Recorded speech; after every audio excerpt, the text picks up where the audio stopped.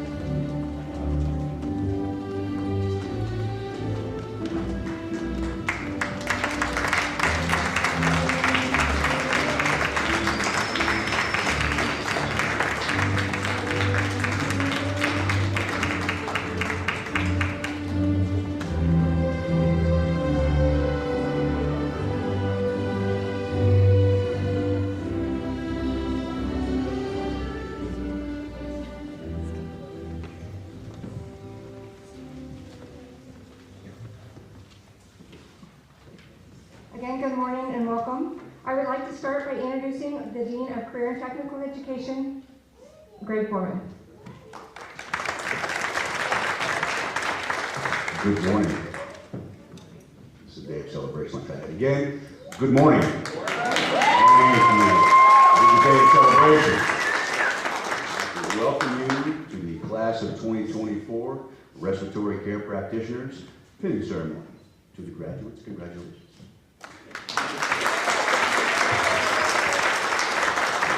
Now the work begins, once you pass the test. To the family, friends, and former graduates of the program, welcome and thank you for your support. The day is not about me, the day is about you and the people who supported you. So without further ado, I will introduce the president of Antelope Valley College, Dr. Jennifer Zillette. Thank you, Dean Borman. Graduates, congratulations. This is an incredible accomplishment, and I know you've worked very, very hard. Spent probably 1 or 2 nights studying, right? A couple of those all-nighters, I remember. But you did it, and this work is paying off for you. And to all of the folks in the audience who are here to celebrate with them, congratulations to you too, because being a support network for a student is also a job. It's a whole job. And you guys have done that well because you've supported them through to success. I want to thank you for choosing Antelope Valley College and letting us support you on this journey. Once you've been here, I want you to remember this. Once a marauder, always a marauder. You may leave our halls, but you never leave this campus. This is always your home. And on behalf of the executive team, I would like to introduce a couple of the executive team who are here today. Dr. Kathy Bakeet, our Vice President of Academic Affairs. And Dr. Lauren Elon Helsper, who's our Vice President of Human Resources. On behalf of this team, we congratulate you, and we are so very happy for you. It's now my privilege to introduce 2 of the members of our board, and I just have to say, I am so privileged to serve this board. They are people who care so much about this college and so much about you as students. The president of our board, Michelle Harvey. And I would like to invite to the podium our Vice President of the Board of Trustees for the Antelope Valley Community College District, Mr. Michael Adams. Thank you. Good morning and welcome to Antelope Valley College and this wonderful event. These pinning ceremonies are among my favorite things to do during the course of the year because we get to see the accomplishments of the students, the rewards that they're going to reap for working so hard, studying so hard, going through this. It's not easy, and I know that they have worked hard, and I know that you've helped them, supported them through this process, and that's an immeasurable assistance to them in order to get through this process. I like to say that whenever I'm in the hospital, which fortunately is not too often, I always ask, are you a graduate of AVC? And my wife was in the hospital a few months ago, and she had to go through respiratory therapy. And I, of course, asked the respiratory therapist, did you graduate from Antelope Valley College? Unfortunately, he did not. So I could not impose upon him any free benefits on behalf of my wife. But I always ask because I'm always more comforted by knowing that the people who are caring for me and my loved ones our graduates of Antelope Valley College. So again, congratulations, and remember, just in case.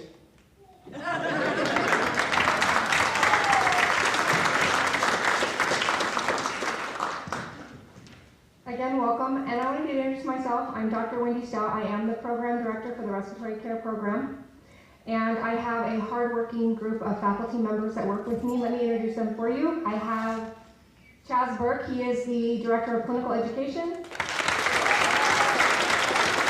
Abby Livingston. Justin Beal. Chris Fuller. And Lewis Rowe. They are all clinical instructors for us.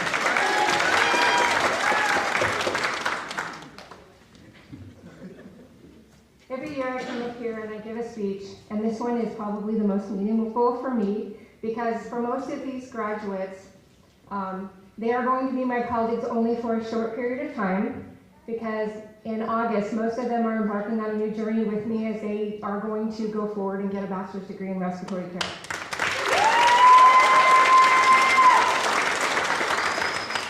So to all of you, as you embark on your journey as newly minted respiratory therapists, I want to share with you the essence of our profession, encapsulated in words of dedication, compassion, and unwavering commitment. When asked about our role, we do not simply define ourselves by the technical titles or mundane tasks. We are not merely purveyors of the breath or caretakers of the breath. Instead, we will declare with conviction, we are healers of the respiratory system.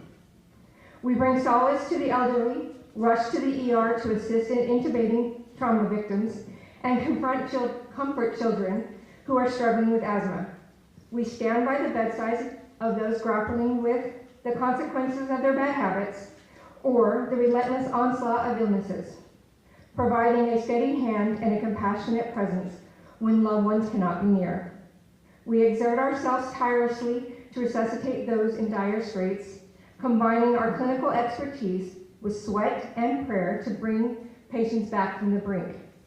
We oversee the operations of life-saving equipment, hold credentials in ACLS, for in our realm, sometimes we are the frontline workers. In an environment fraught with dangerous diseases, we confront the looming threat willingly each day, recognizing that our pursuit of healing is inseparable from the risk of our undertaking.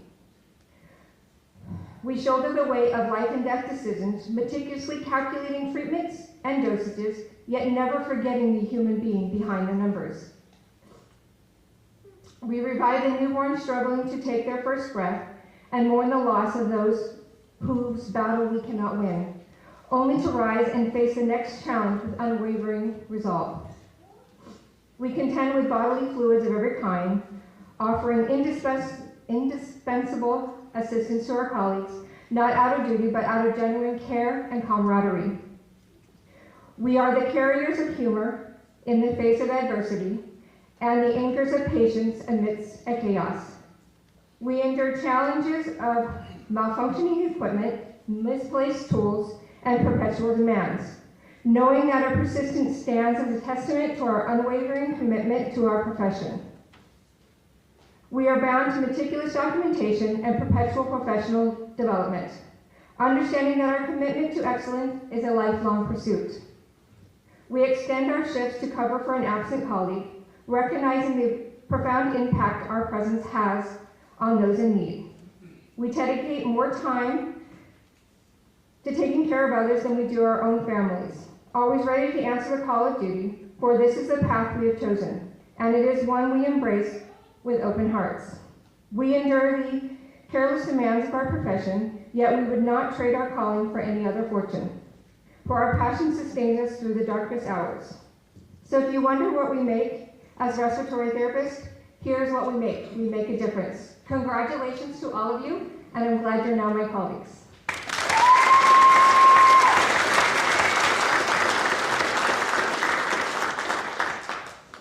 At this time, we'd like to hear from Chaz Burke, the clinical director.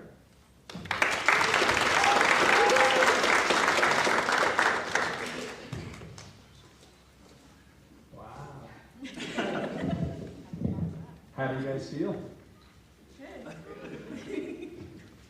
Can you believe it's real? after you take your board exam, right? You would not understand what they have to go through. It's amazing. Congrats. So I put together a little speech. As Harvey McKay once said, time is free, but it's priceless. You can't own it, but you can use it. You can't keep it, but you can spend it. Once you've lost it, you can never get it back. With that said, in life, our time, decisions must be made. Right or wrong, otherwise movement of any type is suspended. Your inability to make a decision gets you nowhere. Not too long ago, each of you made a decision. And with that decision, you face potential risks. Gina Davis once said, if you risk nothing, then you risk everything. Life is all about taking risks. If you're afraid of taking risks, then you're afraid of life. Each of you has put something at risk while continuing your education here at AVC. Whether it was sleepless nights, bad eating habits, or loss of quality time with your significant other, family, friends, or children, you all put something at risk. It's all behind you now, though. In the words of R.W. Emerson, yesterday is history, tomorrow is a mystery, today is a gift. That's why we call it the present. Today, the present, you celebrate a well-deserved and earned recognition for your steadfast attention to studying and diligence to graduate, which you have now done. You should all be extremely proud of your accomplishments. You have made your family, friends, teachers, and school very proud. Graduates, this is a huge victory. Don't let anyone tell you different. Be proud, stand tall, and keep striving forward for excellence. Life is a journey, and today you have chosen to embark on a new path in that journey.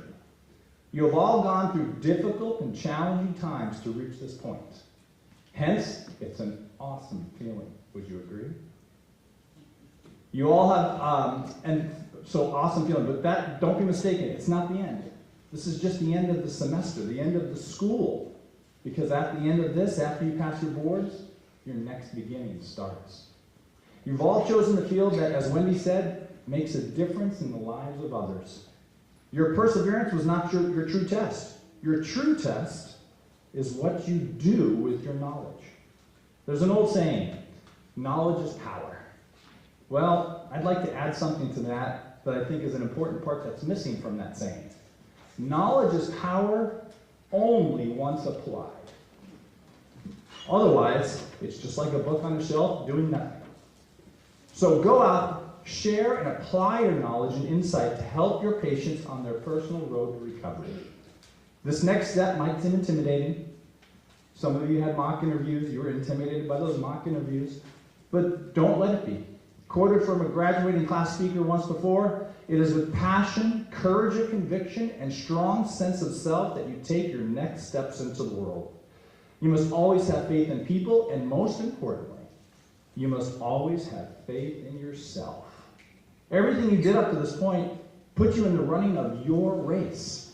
Remember, the race of life is not a sprint, it's a marathon. And you're only competing with yourself. Keep aspiring forward and striving for excellence in everything you do. In closing, if nothing changes, nothing is going to change. With this victory of graduation, each of you has chosen to change your individual self-worth, your family's well-being, and the ability to change and enhance the health and progress of all your patients you have not even met yet. Life is a vapor, here one moment and gone the next. School is gone. It's behind you. Congratulations, class of 2024.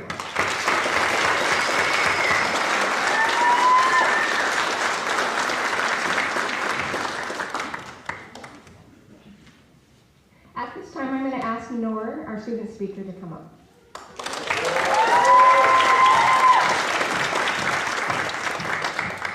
Good morning, everyone. As Wendy stated, my name is Noor, and as of today, I am one of the 2024-18 graduates of the respiratory therapy class.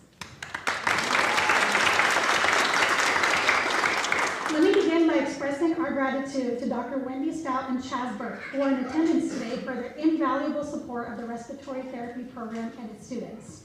I would like to also recognize Dr. Wendy Stout again, who has started the process for a bachelor's in respiratory therapy program here at our very own college. Let me also recognize the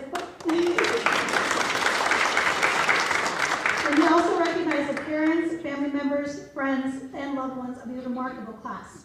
You have been our students' chief advocates and principal supporters, so thank you for making all this possible. We know that we did not get to this moment alone. Thank you for standing beside us, watching us cry our eyes out, miss dinners and family events, and barricade ourselves to study whatever necessary to get through these moments.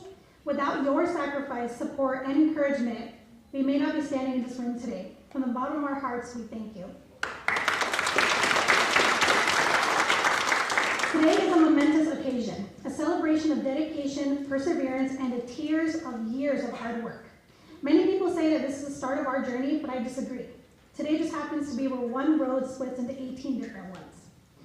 In reflecting upon my own journey as a respiratory therapy student, I was taught one major thing: the impact we can have on the lives of others. Healthcare demands compassion, skill, and commitment to the well-being of those we serve. And I can tell you that the students that are walking the stage today carry those traits with confidence. As we embark on our respiratory careers, I urge my classmates to embrace opportunities for continuous education, pursue further specializations, and remain curious about the ever-evolving field of respiratory therapy. Seek out mentors who will guide you and inspire you, just like the wonderful people who helped us, such as Wendy, Chaz, Lewis, Corey, Abby, Compson, Stacy, Dustin, Chris, Safrito, and Julio. And remember to mentor others in return, passing on the wisdom that you have acquired. Be prepared to be accountable for everything you do. Be prepared to welcome your patients' participation in decisions about their care. Be prepared to devote your professional energies not only to your patients' needs, but also to the unmet health needs of our society as a whole. I also hope that you will always remember that self-care is not a luxury. It is an essential component of your ability to care for others. I know that it was extremely hard as a student to keep up with, but I hope that you will nurture your own physical, mental, and emotional well-being. Find solace in the small moments of joy and maintain a healthy work-life balance. Seek support when needed and never hesitate to ask for help. Congratulations, fellow respiratory therapists. I can't wait to see you all strive.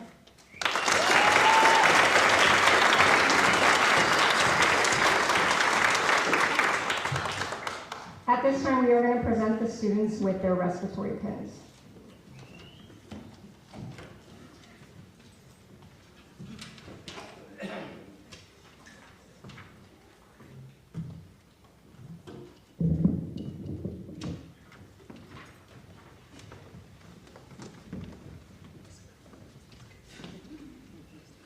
Ashley Avila.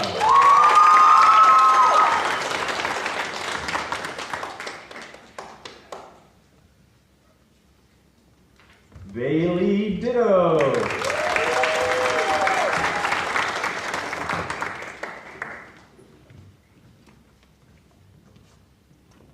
Jenny Duran Ozario.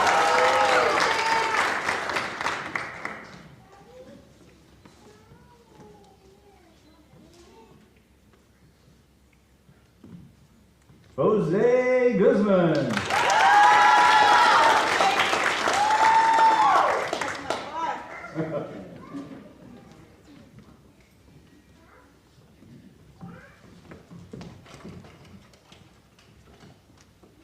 Cammy Holmes.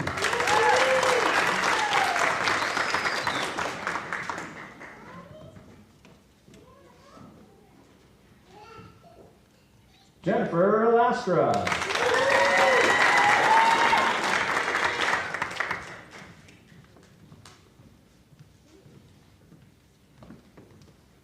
Eric Leone.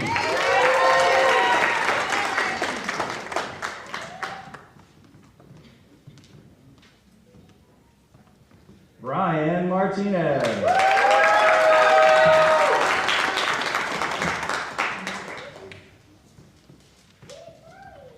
Geraldine Martinez.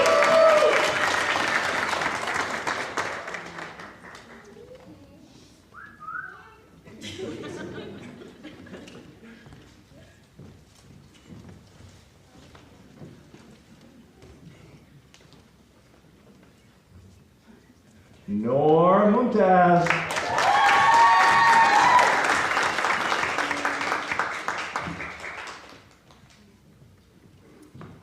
Samuel Olukami.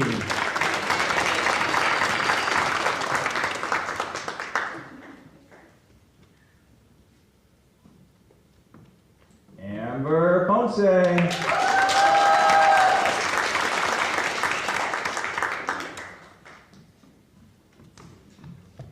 Angie Resendiz.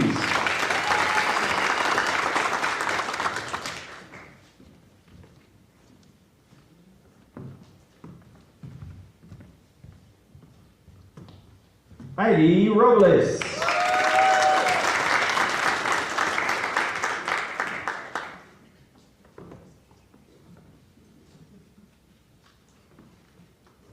Connie Rodriguez.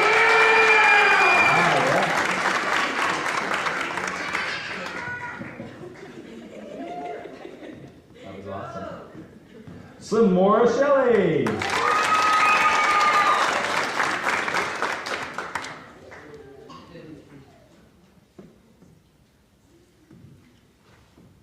Alyssa Sumigan.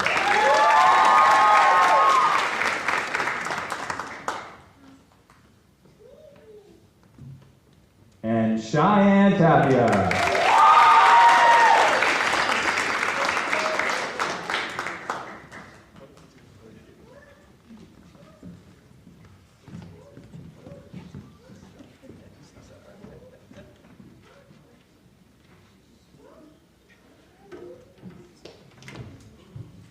Thank you all for joining us. This is the conclusion of our ceremony. We would like to ask you if you would like to join us in Uhasey Hall Room 111 for a small reception following, and to come congratulate your graduates even more.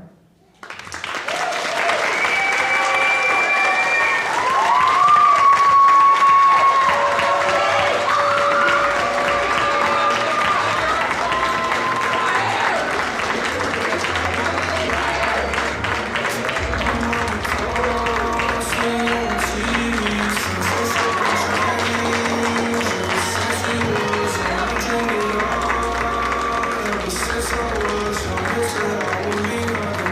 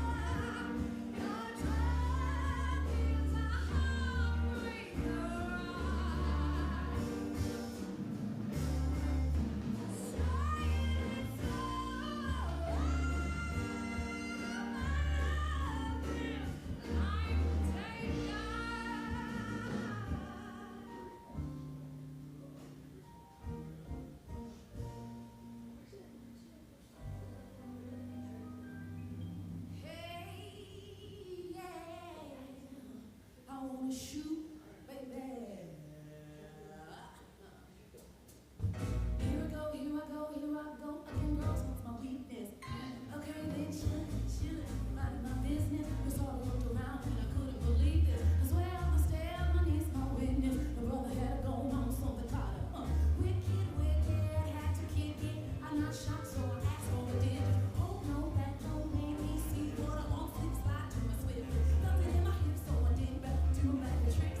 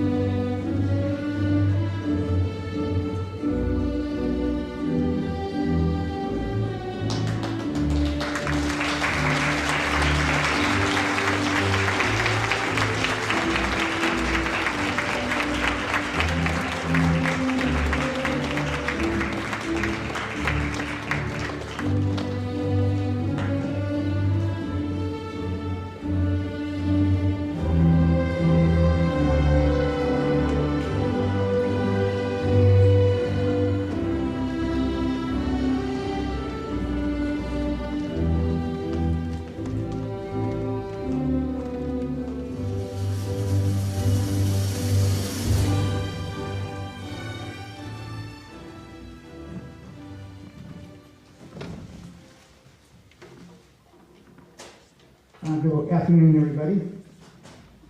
On behalf of the governing boards and faculty and administration and staff, I'm delighted to welcome you to the 2024 Radiologic Technologist Pinning Ceremony. My name is Robert Desch. I'm the program director of the program. And at this time, I'd like to introduce our Dean Borman of Health and Safety Sciences.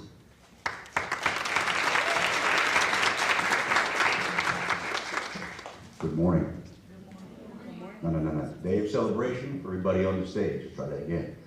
Good morning. Good morning. We'd like to welcome you to the 2024 Radiologic Technology Pinning Ceremony. To the graduates, congratulations. The work begins as soon as you pass the test. To the family, friends, and former graduates, congratulations to you too. Supporting them is also a job and work. And for those of you already in the field who support them, when you've seen them in the hospitals, thank you for the assistance. But today is not about me, it is about you and the people who have supported you. And I would like to welcome to the stage the President of the College, Dr. Jalen Prezzelli.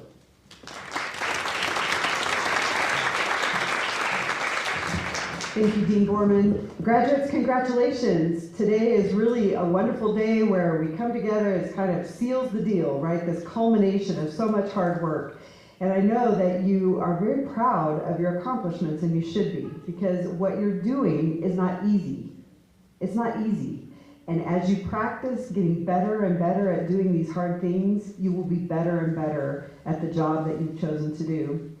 To our guests in the audience, thank you for being that support network for graduates, because we all know that you don't get through school by yourself, and supporting people who are under a lot of pressure and probably working and studying and doing all of these things, supporting them is a whole job in and of itself. So congratulations to you for seeing them through and helping them achieve their goal.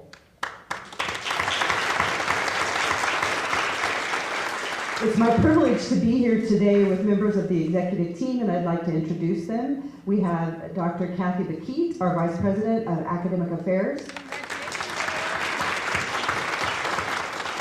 We have Dr. Lauren Elon Helsper, our Vice President of Human Resources. And we have Mr. Shminder Brar, our Vice President of Administrative Services. I'd also like to welcome to today's ceremony and let all of you know that it's a privilege to serve under this Board of Trustees. I've never met a more caring group of people who are invested in the success of students and in the success of this college and how we serve the community. And joining us on stage today is the President of our Board of Trustees, Ms. Michelle Harvey. And bringing greetings from the Board of Trustees is Vice President Michael Adams. Good morning. On behalf of the Board of Trustees, welcome to Antelope Valley College and this wonderful event. This, as a Board of Trustee member, is one of my favorite things to do during the course of the year, is these pinning ceremonies.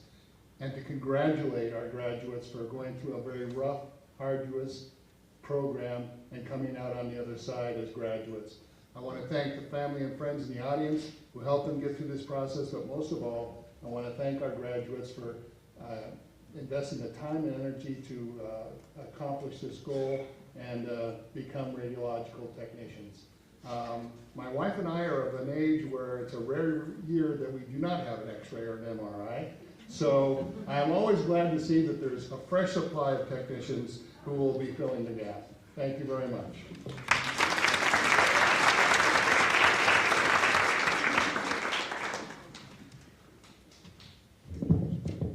Many of our graduates work in most of the hospitals now, so you will be seeing our graduates.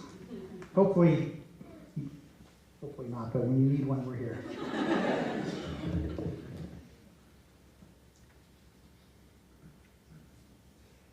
I'd like to introduce or mention our faculty, Abu Rahman. He's our clinical coordinator.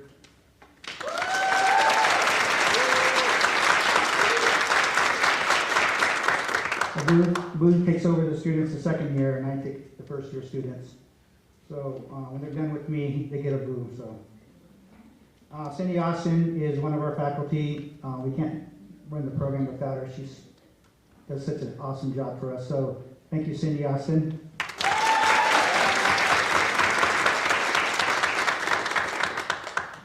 Abasedi Coker is another one of our instructors. These are our adjunct instructors. Thank you, Abasedi. And Milo Nagacho is our last adjunct instructor. And Milo, thank you so much for your support. We also have many hospital radiology directors and staff that this takes a massive amount of people to run a program. And we have at Palmdale Regional, Jamal Harb is our director. Lisa Sparling's our director at Ridgecrest Regional. Deborah Patterson, thank you so much, Deborah. You do so much for us at Kaiser Permanente Medical Center.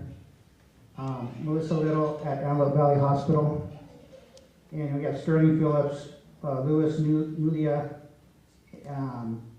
is our clinical instructors that support us in the hospitals that work and support our program too. So thank you so much for everyone's support.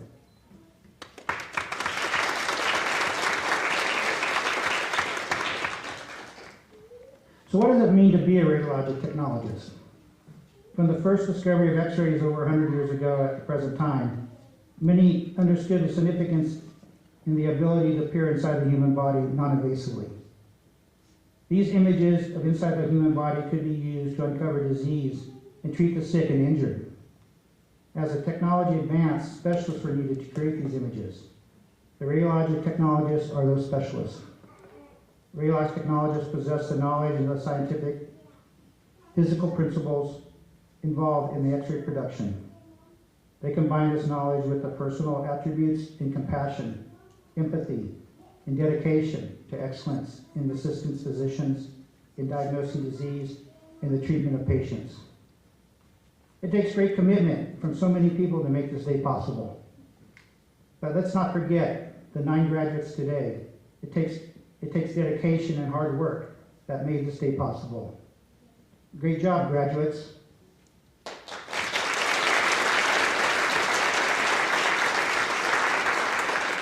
Nicely done. You should be proud today.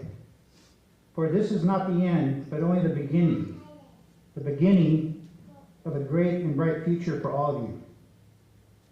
Never forget your home at Antelope Valley College. You will always be welcome here and come to visit us often.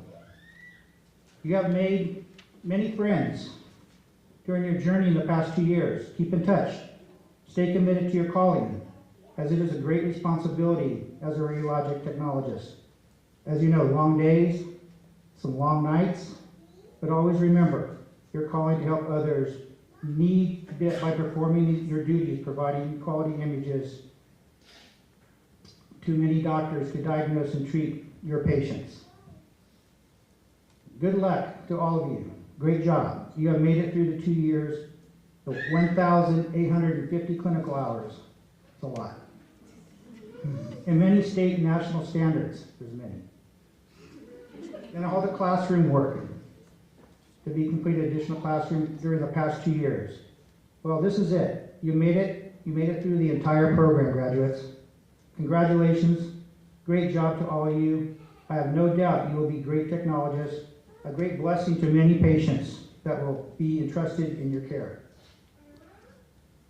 Now I'd like to introduce Leland Agacho, one of our instructors, to say a few words.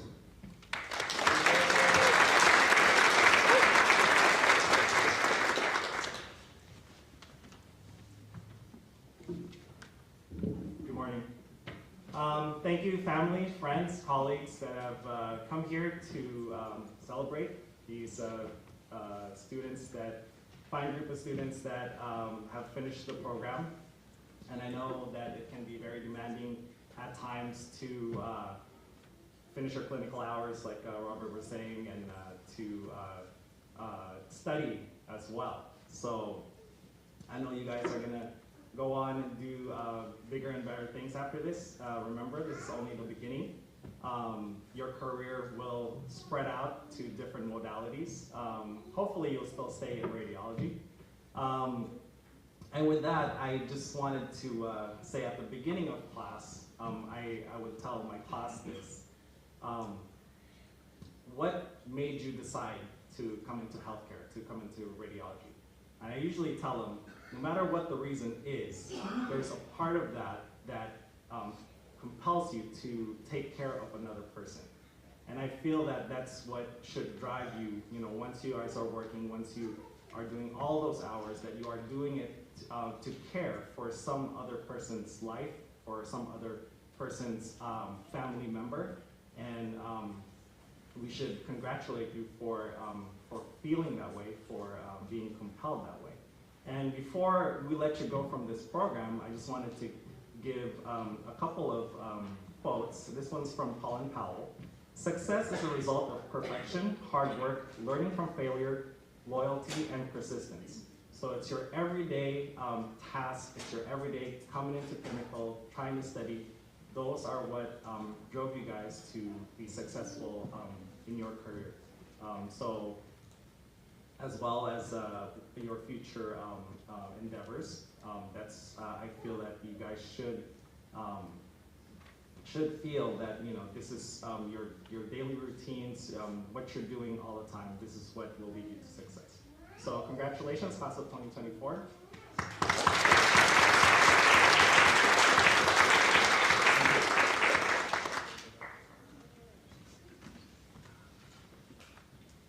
Thank you, Leland. I'd like to introduce our next instructor to say a few words, which is Cindy Austin.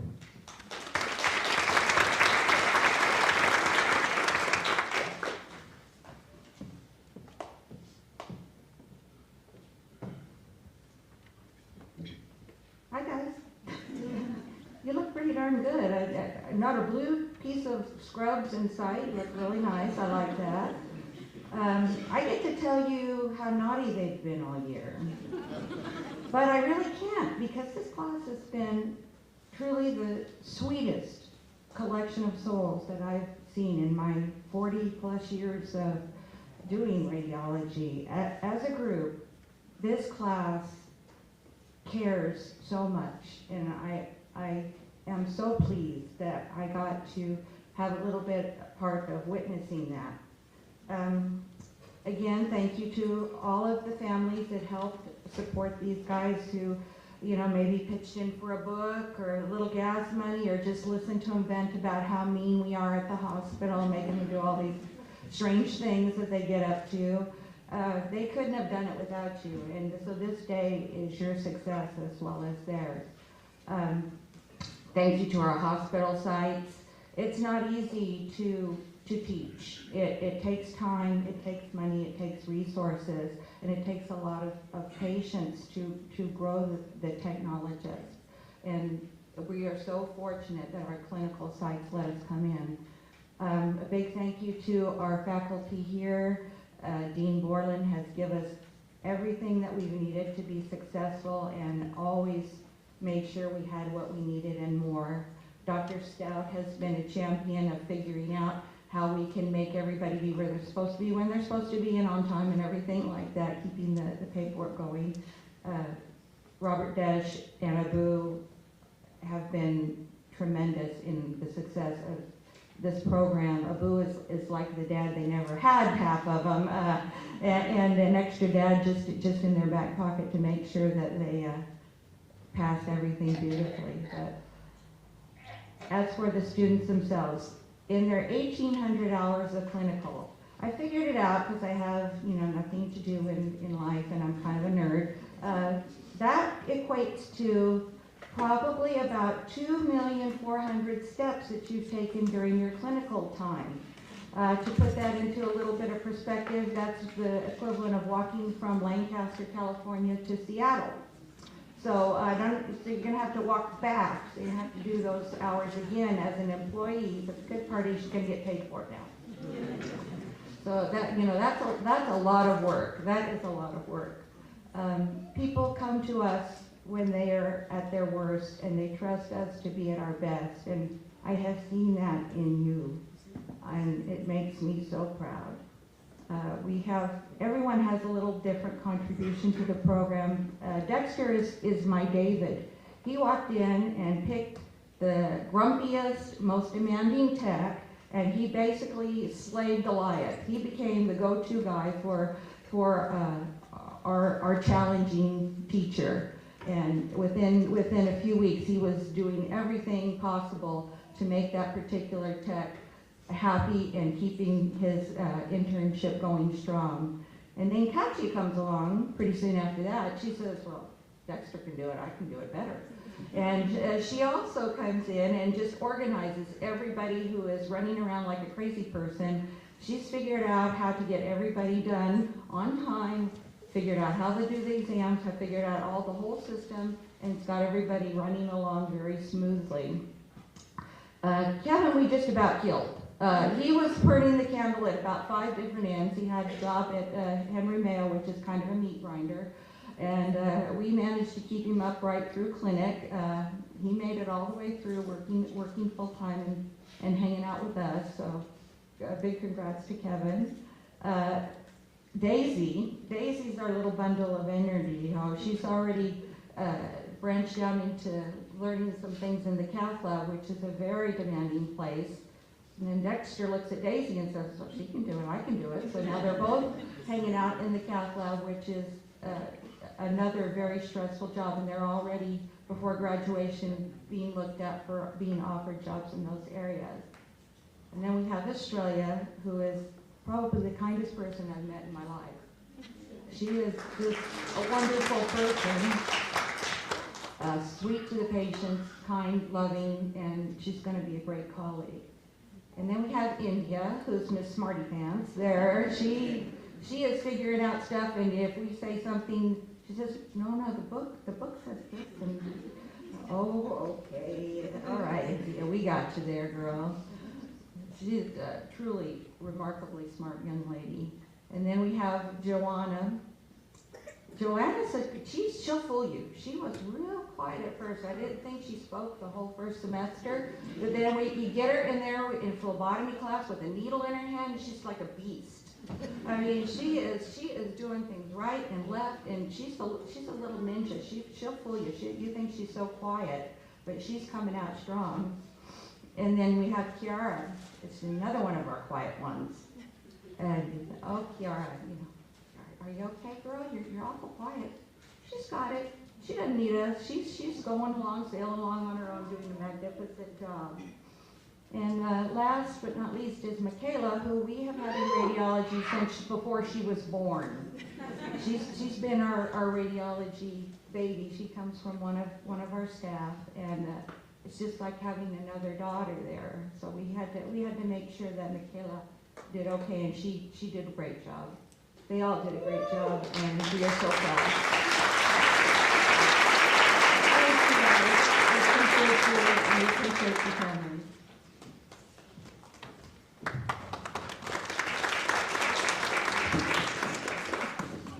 Thank you, Cindy. I'd like to introduce Abu Rahman, our clinical coordinator for the program.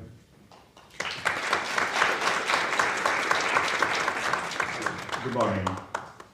I'm not a public speaker, but I can speak in medicine for hour after hour. So I divided my saying 3 words, 3 things I want to say first. Congratulations. Probably students don't want to listen to me too much because I talk too much in the last second year. 15 months I'm talking. Probably they are bored. But anyway, I love you all the time. If I say anything, sometimes I did purposefully in the class. Please forgive me, but I love you all. I said the day one, you asked me that professor like that. I said no. Tell me Abu. The meaning of Abu means dad. So the relationship. Even my name is Abu, but I consider them as my children. Thank you so much. I will not talk too much. If I talk too much, then I will cry. I don't want to cry. Okay. I'm getting 2 things I want to say. Parents, this next 3 weeks is very important. All of them, they are taking exam from today to by 23rd of May. The last one will take the ART exam. So this exam is very hard exam. Remember, I need the parents. Please support them. Throughout the day, 24 hours, especially for last 3 weeks. Next 3 weeks, I asked them to study for 10 to 12 hours per day. Without your support, they cannot do it. For the other than parents, the boyfriends, girlfriends, those are the things. I have a message for you.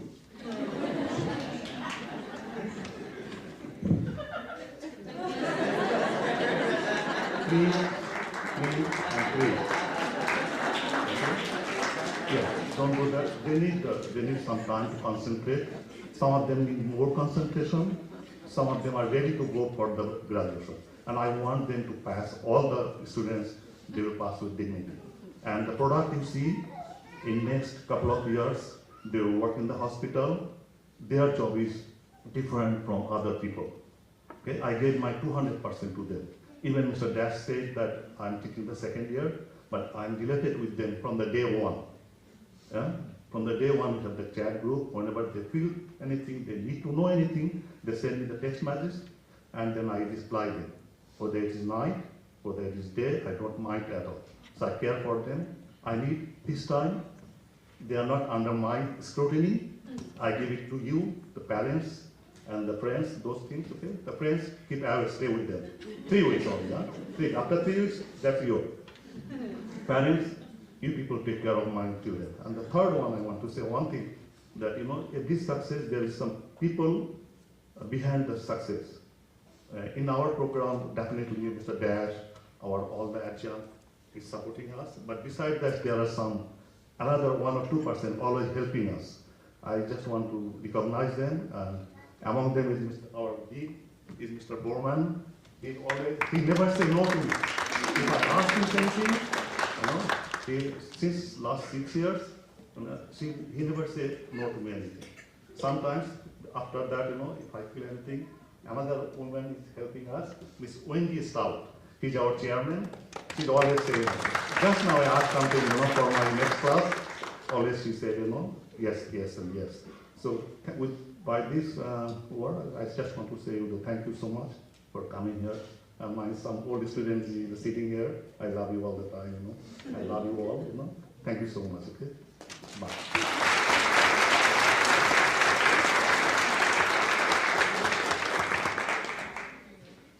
Thank you, Abu.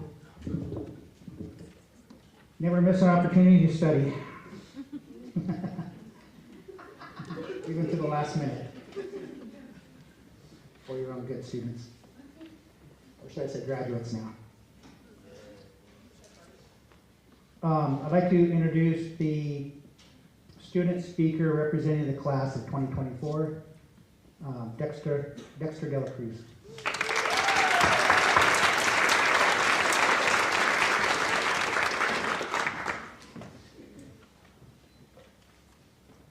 Hello? Can you guys hear me? Yeah. Alright. How's everybody doing? Good. Like I said, my name is Dexter.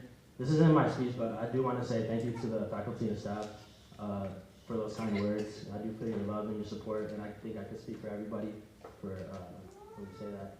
Your support is a small fraction of the whole of why we continue to keep doing what we do. So thank you. Now, before I get started, I do want to say thank you to my classmates and my professors for allowing me to speak here in front of you all and represent our department. Before graduation, I had texted Desh, how many hours long can my speech be? And is there a limit to how many cuss words I could use? To which he replied, I need you to send me your speech when you're done. Little does he know I sent him a different speech. No, I'm just kidding. I prepared this speech, but like everything I've done academically in life, I procrastinated, so we'll see how this goes. I'm very happy to see all the family and friends who have helped support these graduates throughout this program. It's good to put names to faces, and we've been counting on this day for 2 years, but for myself, I didn't really envision how this day would go. I'm very happy to have chosen this career. The opportunities themselves have been bountiful, whether it be Louis telling me to complete a mission, or the generous amount of free food, or just the valuable information, the tricks and trades of radiology to help us pass our ART exam. Radiology has helped me learn to use my skills to help others. And I'll talk briefly about myself. Unbeknownst to you all, actually, this isn't my first time trying to get into a radiology program. I tried to apply at the Cal State Dominguez Hills Radiology program. And my classmates know this, but I talk a lot about my experiences there because they're very fundamental in my professional development. And I learned how to use pretentious words like navigate and mental health. And but the pandemic said it otherwise, and 2 years later I found myself here in a similar situation and 2 years now graduating.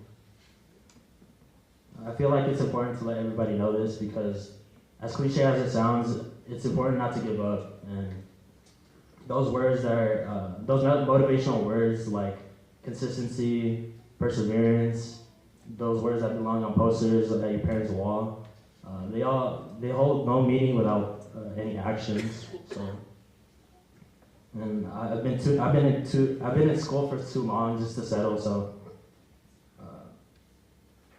and I had to learn the long and difficult way, and my mom could even tell you. And has anybody seen the show Ted Lasso? Yeah, it was one of my favorite shows. There's a line there that really resonated with me. The line goes, "I hope that either all of us or none of us are judged by the actions of our weakest moments, but rather by the strengths we show if and when we're given a second chance." And I hope I was able to show my strengths when given the second chance here at AVC.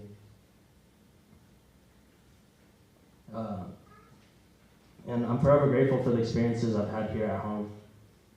To all the professors, clinical instructors, healthcare professionals today, I'm very humbled by the work you all do.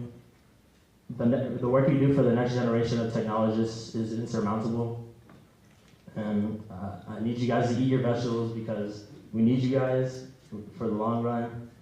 And all the healthcare professionals out there today, your attendance makes us cry because you remind us of all the days of hard work and all the money we never got for it. I'll see you guys at work. To my classmates, thank you for all the memories these past 2 years, and thank you for putting up with me and my terrible jokes. If you guys ever need me, feel free to call. I'll try my best to be there for you guys. And lastly, to my family, especially my parents, Dad, thank you for never giving up on me, especially at my lowest moments. And to my mom, my God, you guys have no idea what I put this woman through. Thank you for giving this 8-year-old kid the opportunity to be worth something in life. Thank you all.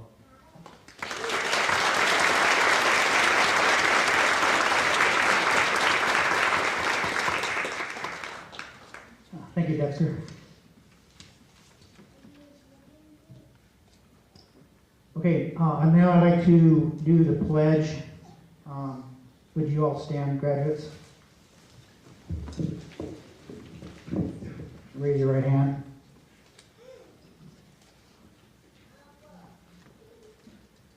As a graduate from Antelope Valley College Radiologic Technology Program, I pledge to perform my duties with honesty, integrity, and to treat all patients equally with kindness, respect, and dignity,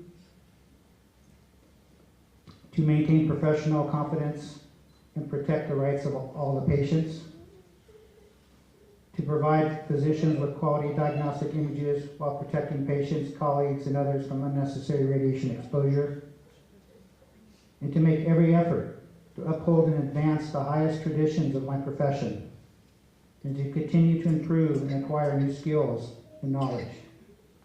Do you agree to this pledge? All right, thank you. Have a seat.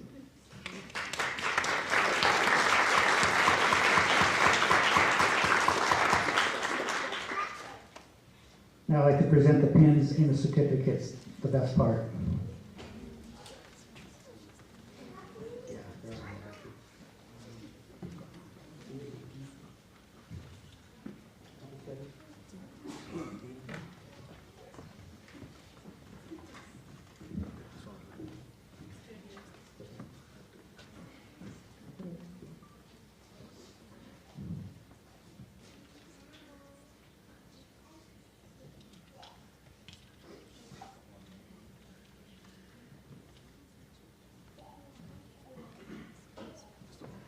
Okay, the 2024 Radiologic Technology graduates are Daisy Becker,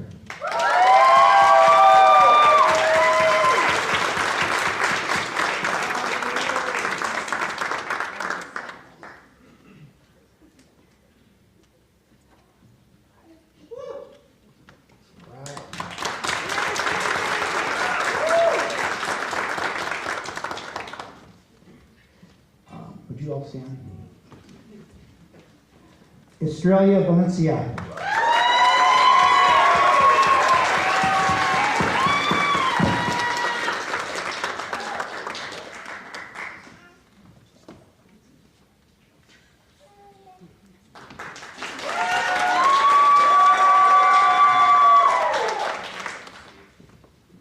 India Oakley.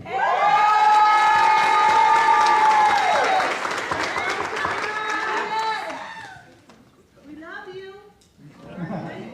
Very good card.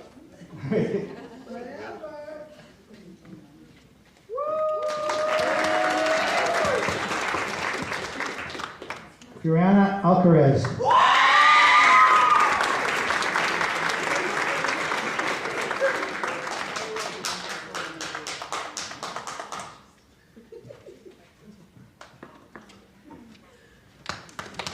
Good job.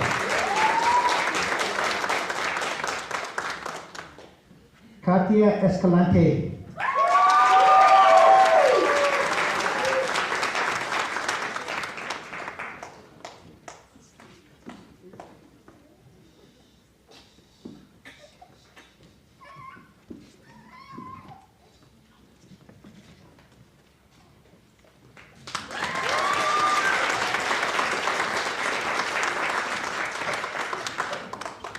Kevin Zamorano.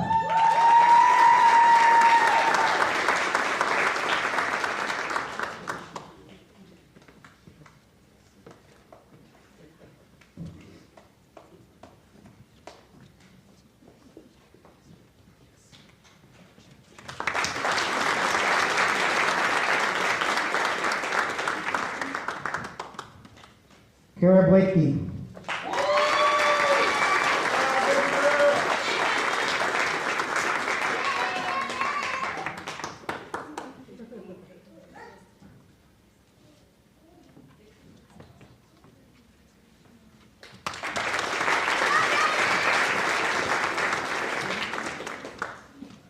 Michaela Atwood.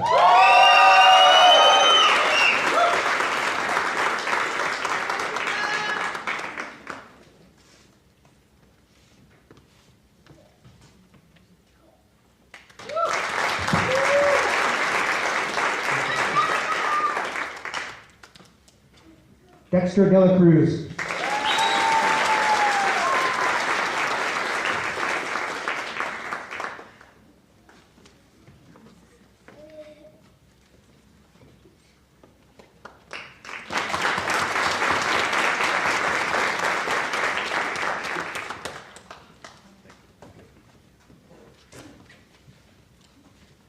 You guys, you can have a seat, graduates.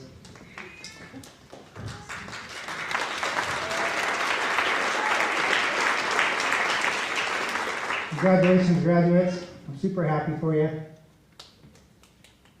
This concludes the Radiologic Technology graduation of class of 2024. We appreciate everyone coming today. Congratulations, class of 24, your future in the faces that you will represent in our profession. Let's give them all a round of applause.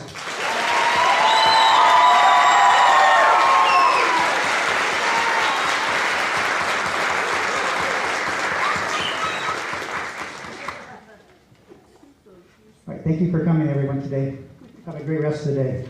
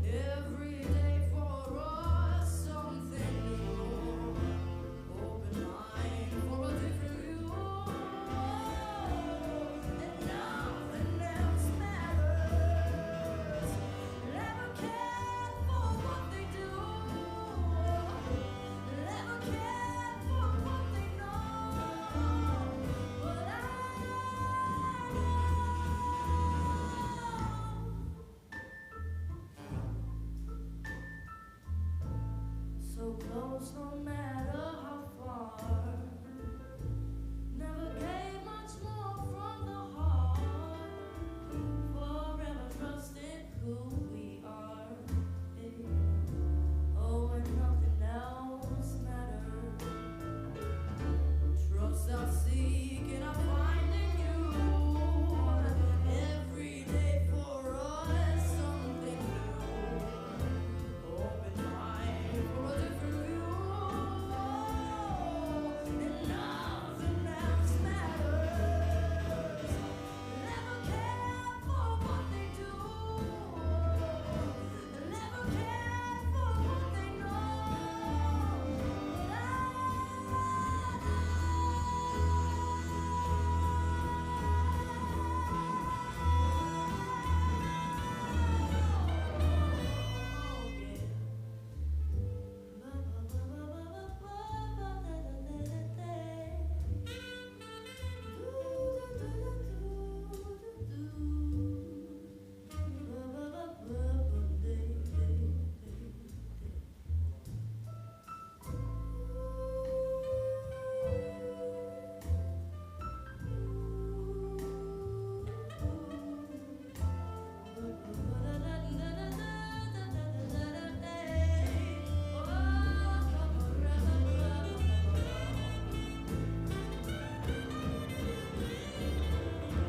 Never open myself this way.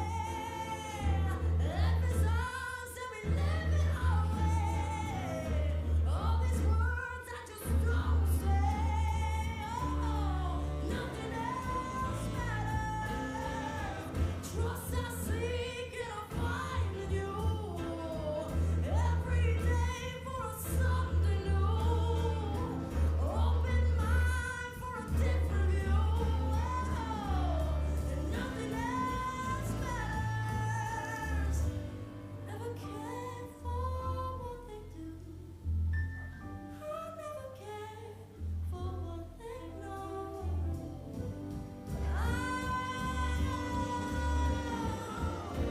Never care for what they say. Never care for the games they play. Never care for what they do. Never care for what they know. But I know.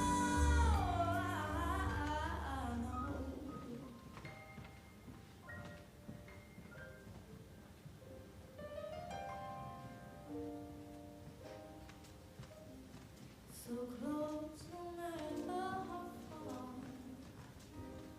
Never gave much more from the heart. Forever trusted who we are. Nothing else matters.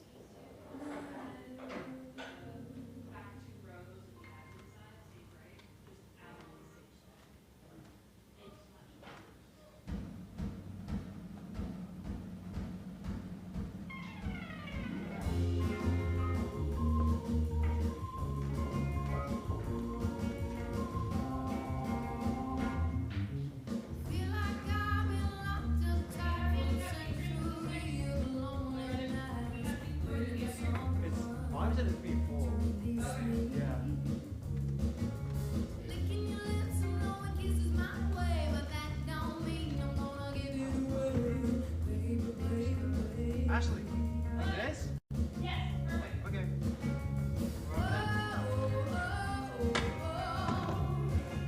Somebody saying let's go. But my heart is saying no. If you wanna be with me, baby, there's no price to pay. I'm a genie in a bottle. You gotta rub me the right way. If you wanna be with me, I could make your wish come true. You gotta make a big impression. I gotta like what you do. I'm a genie in a bottle, baby. Gotta rub you the right way, honey. Lights down low. One more dance and then we're ready to go. Wish I didn't drink all of that glass first. Wish I made it to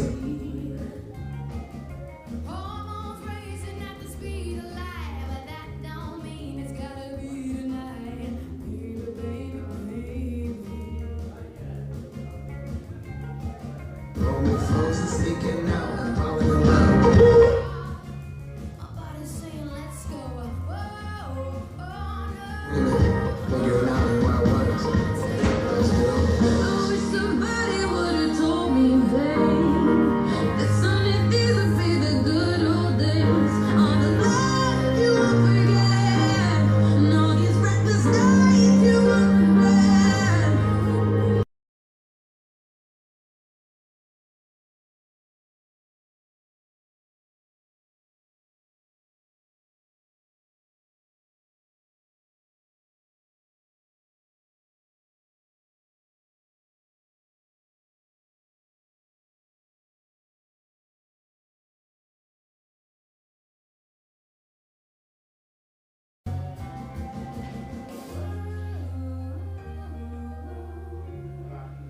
Nobody's saying let's go. But my heart is saying no. If you want me, baby, there's genie in a bottle. Gotta rub me the right way. If you wanna be with me, I could make your wish come true. You gotta make a big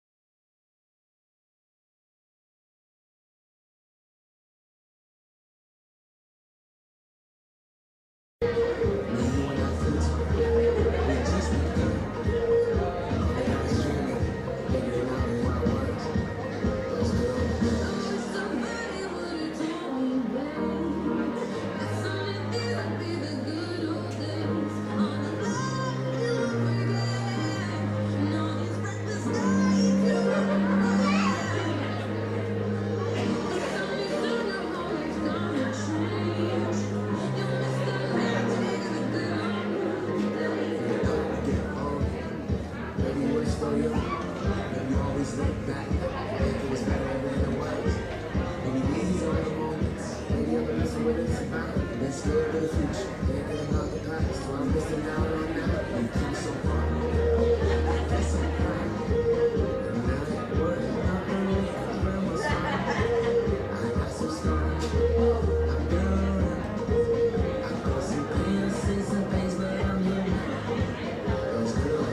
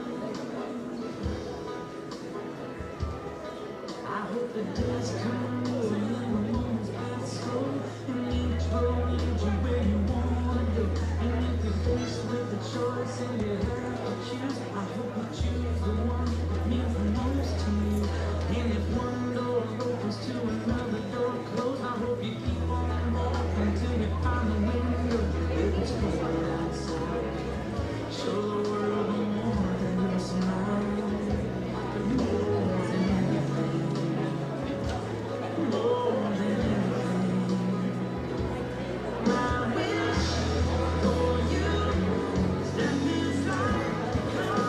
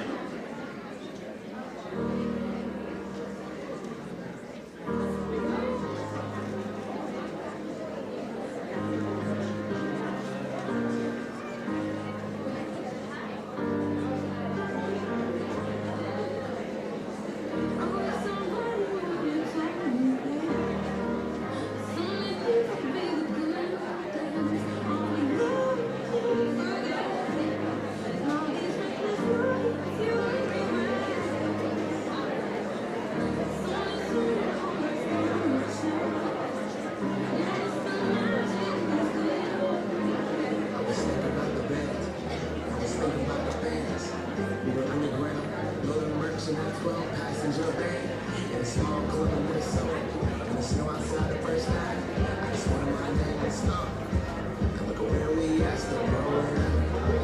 Still rolling up. I live my very dream about what I become. Can't wait to get home. Can't wait to be some. Now that I'm here, wishing I was still young. I was still young.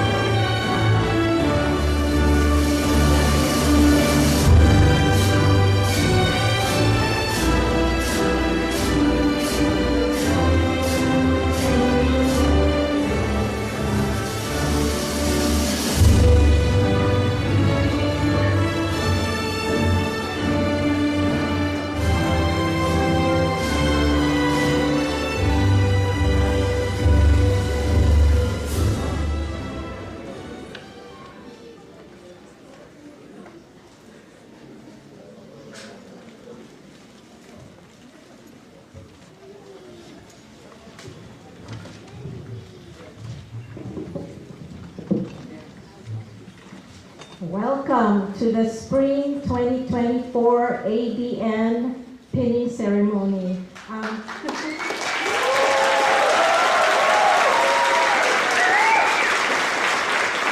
So graduate nurses, family and friends, members of the Board of Trustees, administrators, faculty members and staff, and our community partners.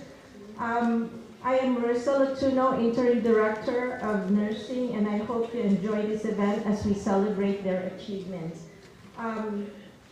First off, let me introduce our Dean, Mr. Gregory Borman.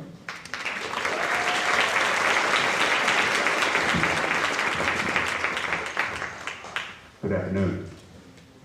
Nope. Day of celebration for them. Let's try that again. Good afternoon. There we go. Graduates, congratulations. Thank you. Now the work starts. After you pass the test. Family, friends, supporters, faculty, those in the department, welcome. We appreciate you attending this fine event, the 2024 Nursing Pinning Ceremony at Antelope Valley College. It is a momentous day for those of you who lost sleep and meals and time, and tears and. For those of you who had to tolerate, put up with that and support them, thank you. This is not about me, this is about them. So, without further ado, I would like to introduce the president of Antelope Valley College, Dr. Jennifer Zeller.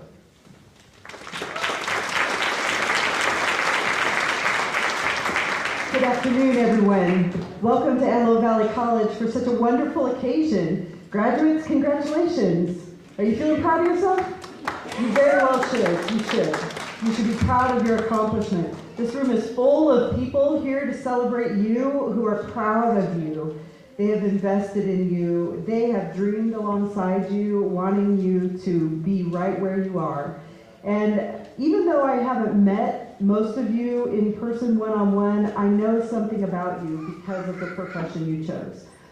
Being a nurse tells me that there is something in you that sees the humanity in others. And when a lot of people run away, you run toward, and you help, and you serve.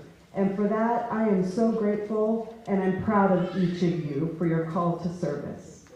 Thank you for choosing Antelope Valley College. And I want you to know this, once a marauder, always a marauder. You may leave this campus today, but this is always your home.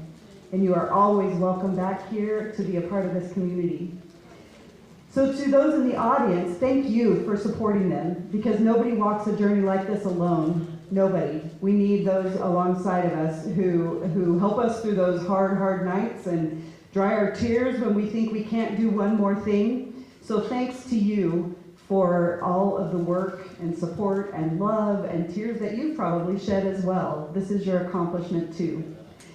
As president, I'm very proud to serve under a board of trustees who cares so much for each of these students and for this community and for this college.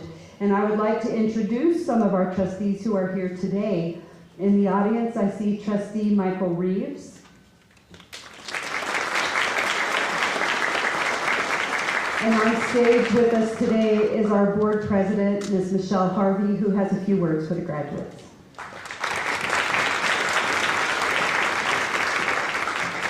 Good afternoon. It's so good to be here to congratulate these students on their accomplishments. I work in the field of education, but what a lot of people don't know is that I started college in nursing. And I was not able to complete it and had to change majors because I realized the task that was ahead of me.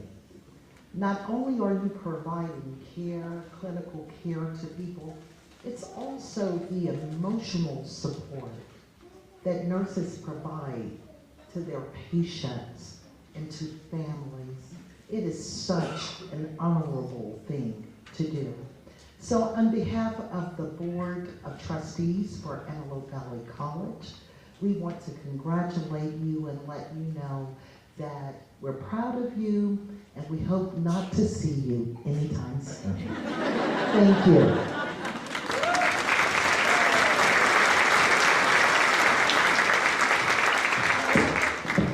Before we continue, let me just brag a little bit. We have a 95-point-something% NCLEX pass rate, if you don't know.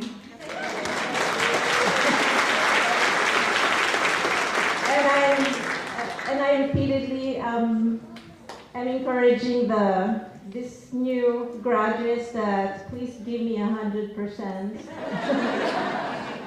And behind the success of these graduates, I just want to acknowledge our faculty. If I call your name, can you please stand and just wave to the crowd? Deborah Dickinson, our chair and assistant director. Erin Goldman. Mary Jacobs. Peachy Eliso. Jennifer Rock. Tim Smith. Susie Snyder. John Babon, and we also have our clinical adjuncts here. If you can also stand and wave to the crowd. Sandra Robinson, Martin Gonzalez, Melissa Hippolito, Thomas Hartness, Brandon Horan, Denise Diedrich, Sandra Robinson, Kathleen Hargis, Sandra Yu, and Myra Alatori. And we would like special recognition to our AVMC partners. The two directors who are here, Deborah Borick, Director of 4 Tower, 5 Tower, and Elise Williams, the ER Director. And now may I present the CNSA recognition, which is going to be presented by Mary Jacobs and Jennifer Rock.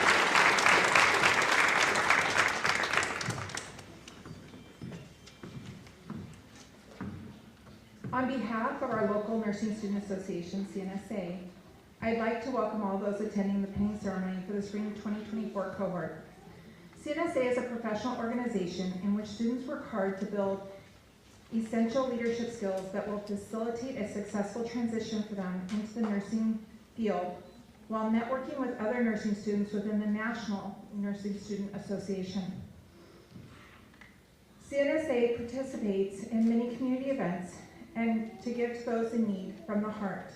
Some of these events have included assisting in essential training of the Antelope Valley Young Marines in CPR and first aid, the Be the Match events to find bone marrow donors, the multiple sclerosis walks to raise awareness, and they reach out to provide their fellow students with educational events such as practice practicum, dimensional analysis reviews, and group study sessions. CNSA also offers mentorship to all semesters within the nursing program and invites students to join events throughout the semesters to gain knowledge and skills for professional leadership in nursing practice. I, for one, have to say, not just speaking for myself, but for my colleagues as well, that we are extremely proud of each and every one of you here today. The hard work and dedication you have shown have facilitated your ability to this point in your nursing journey. We look forward to seeing you continue to grow in your knowledge and skills each day.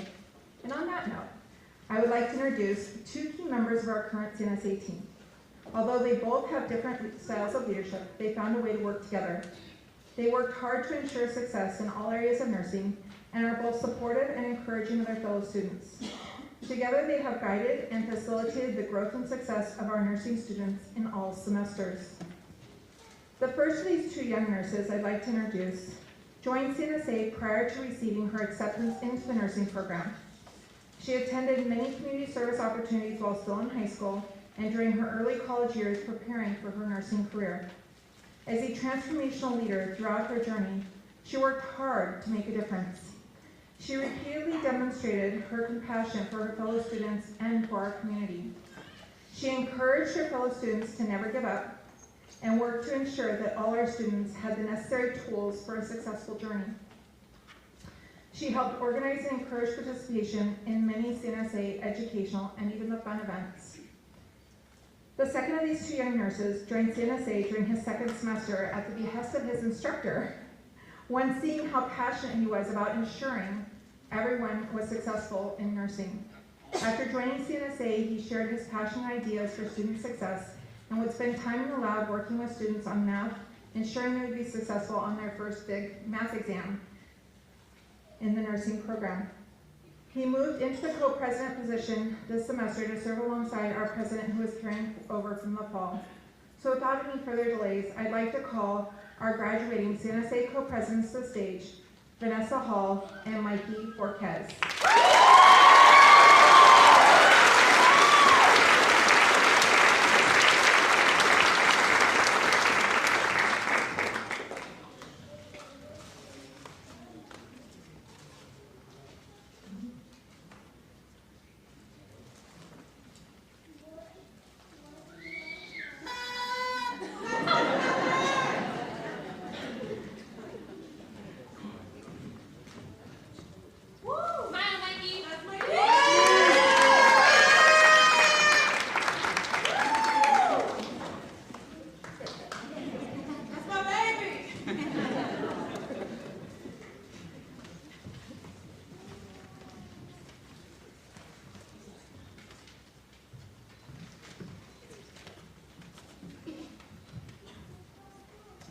Good afternoon, family and friends. My name is Vanessa Denise Hall, and I'd like to thank you so much for being present to an incredibly long-awaited and triumphant moment. Today bears the fruits of many exhausted days and nights, many tears, many clinical hours, and a limitless amount of dedication. I was privileged with serving my class as a co-president for our California Nursing Students Association chapter here at AVC for 2 semesters of my nursing school journey. As a first semester student, I was inspired to partake in CNSA in order to begin crafting myself into what I hoped I would be able to one day call a well-rounded nurse. My club advisors, Mrs. Jacobs and Mrs. Rock, spent many Saturday mornings with myself and my fellow student nurses being the body and backbone of this nursing club. Our involvement spanned from being active in our community through volunteering services to planning the moment that every student nurse dreams of, pinning. Being part of this club was very dear to my heart. It was a way for me to invest my energy and be involved in a side of nursing that revolved around fellowship and togetherness and community. Through my time as a member of CNSA, it became so clear to me that these were the fundamentals of nursing. The nurses on this stage today are the embodiment of all things courageous and triumphant. They have seen pain and heartbreak. They have seen early mornings and sleepless nights. They have seen success and they have seen defeat. The common factor that unified us all today was our tenacity and the words that resonated within us saying, "I won't give up." The field that is nursing cannot be learned from a book. It is learned through crying with your patients, through the bonds that we have formed with each other, through the instructors that are patient with us as we stumble through our first steps as baby nurses. Nursing is both an incredibly difficult field of study and at the same time such a rewarding endeavor. Our cohort gathered together for the very first time in the fall of 2022. Some of the first pieces of advice we heard were to get a babysitter, to get a maid, to quit our jobs.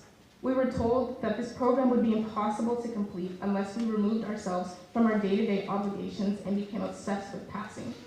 Many of the students in our cohort possessed the title of mom or dad and still showed up to every lecture, completed all of the clinical hours, and even dedicated many hours to CNSA. Kenji, Iris, Elisette, Kirsten, Hugo, Adelina, Joya, Jennifer, Alejandra, and Katie are several of the parents who continuously inspire the rest of us with their dedication and perseverance.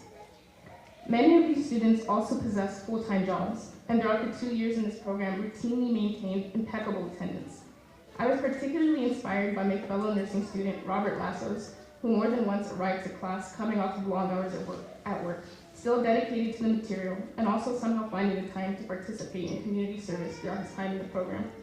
This is just a glimpse into the many challenges these student nurses have overcome in just 2 years. As I stand before my family today and the friends I have made during this journey, I can say that in many ways, nursing school was the best decision I ever made. I fell in love with the art of nursing and the ins and outs of hospital life, and it was an epiphany to discover how enthralling the facets of healthcare can be. I made a promise to myself in the summer of 2023 to see this dream come true no matter what. I stumbled many times. I saw many mediocre grades before I ever saw great ones, and faced so much self-doubt. There were times when I had to do this sad. I had to do it unhealed. I had to do it completely human. But I can honestly say there were many more times I got to do it happily, excited, and extremely blessed with the opportunity that God gave me. I owe an immense amount of my success in this program to the instructors that dedicated their time with us to crafting safe and confident nurses. To one particular instructor, they dedicated many hours to us. They crafted explicit lecture materials, answered countless questions, and never failed to push us to our limits so we could see how much we were truly capable of. Mr. Roman, I speak for the whole class when I say we are indebted to you and the knowledge you bestowed on us for 3 consecutive semesters.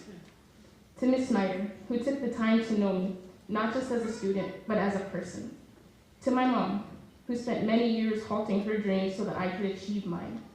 To my dad, who made me believe that I could be strong even when I was weak. And to my many brothers and sisters, because this is all for you guys.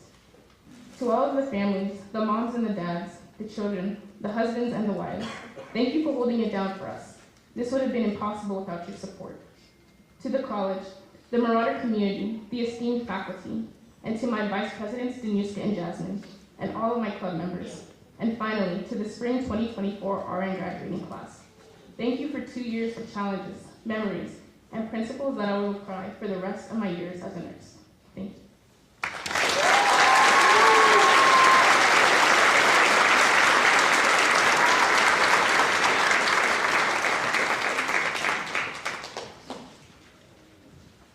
Hello, everyone. First, I would like to thank each and every one of you for joining us today, whether you traveled near or far, or are with us in spirit, or are joining us via live stream Zoom or YouTube. Your presence means the world to us. My name is Michael Anthony Borges Jr., but you can call me Mikey.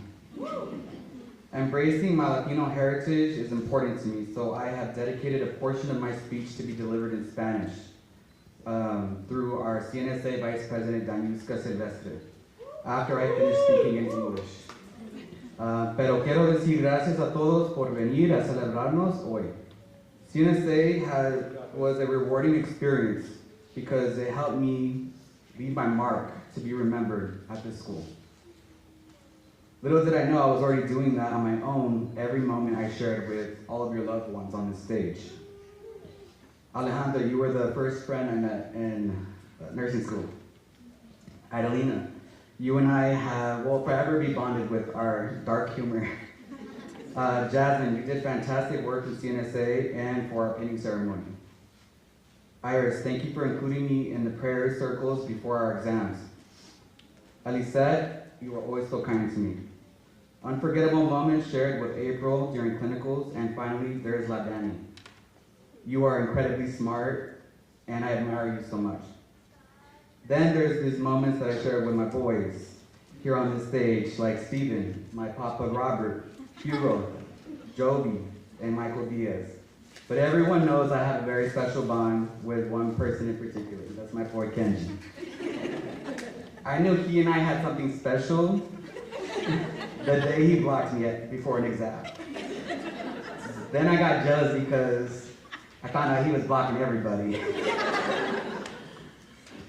So many great moments, but also some sad ones as well. Unfortunately, some students didn't make it through to the very end to be here with us today.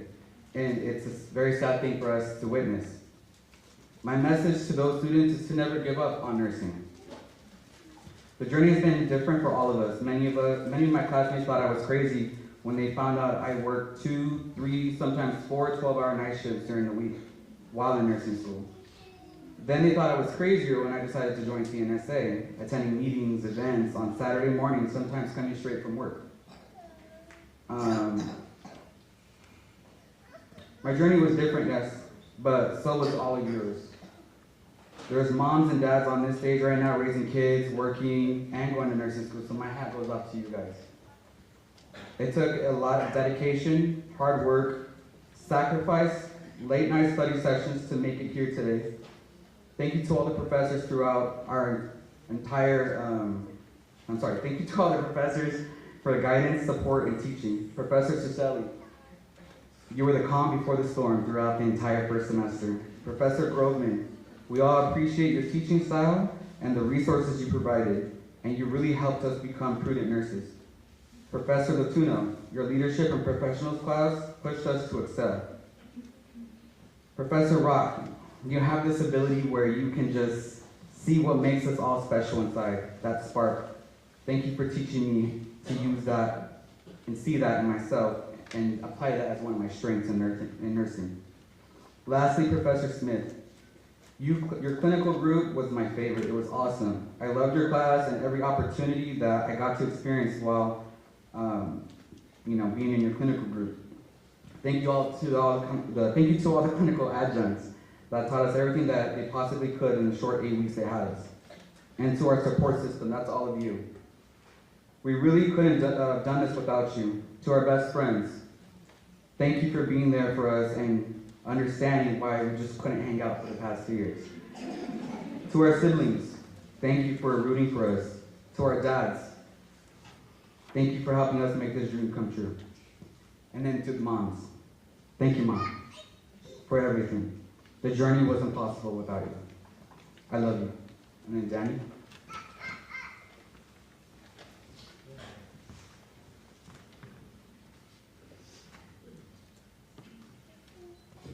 I'm short. Good afternoon, everyone.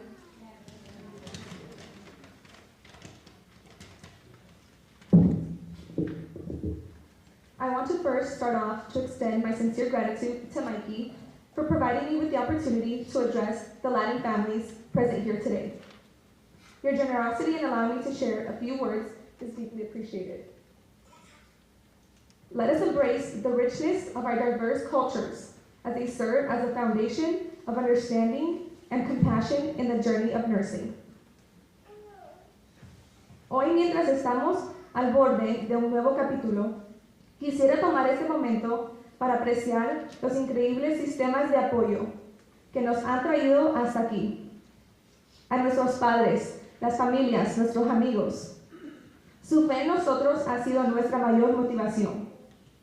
Mami y papi, gracias por siempre ser mi mayor apoyo. Ustedes son mi motivo para seguir adelante. Me gustaría dedicarle este logro a nuestros ángeles, que aunque no estén aquí hoy,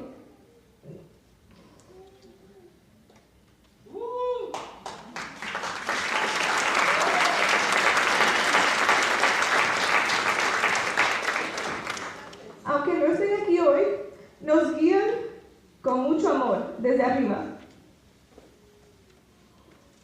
En tan solo breve tiempo hemos construido vínculos de amistad que duran toda la vida. Gracias a mis compañeros de clase por hacer de este un viaje tan memorable. Juntos somos capaces de alcanzar las estrellas. Recordemos que no importa de dónde venimos, lo que importa es hacia dónde vamos. Démosle un fuerte aplauso a todos los estudiantes por su arduo trabajo y dedicación. Gracias.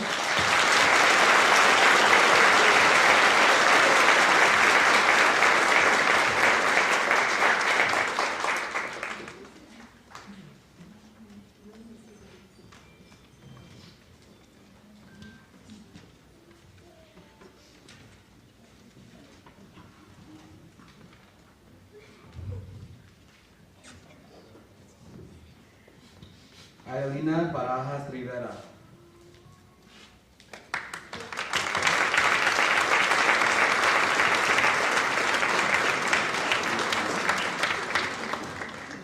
Elisette Bernal.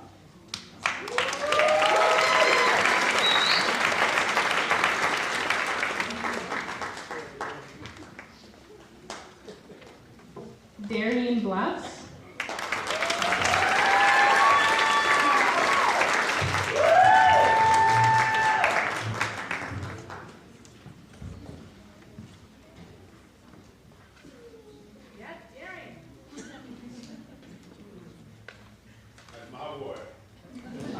Cruz Garcia.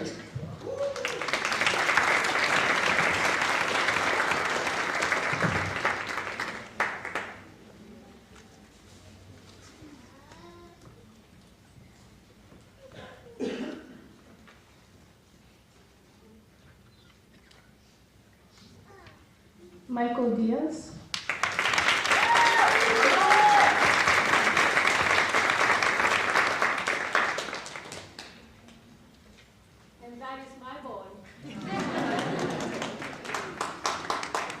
Jovi Francisco, the third.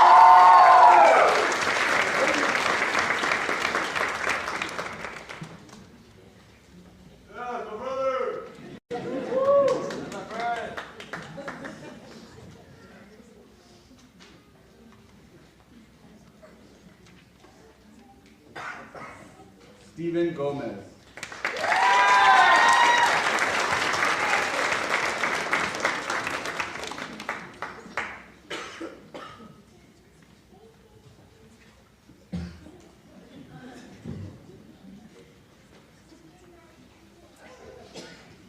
Jasmine Gutierrez.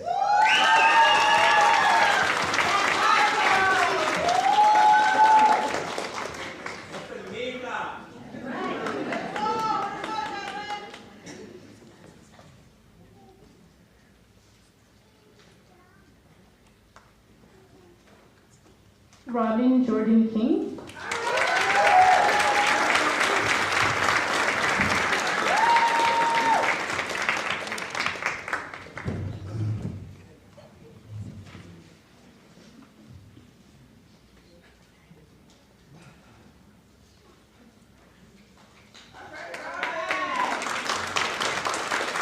Joya Mandaro Mace.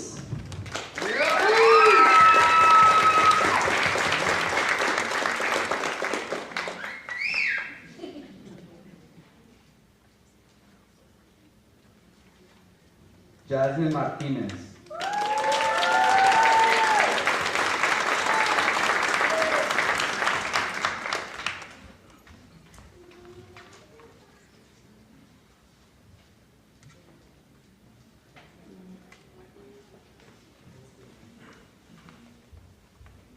Alejandra Montes de Oca.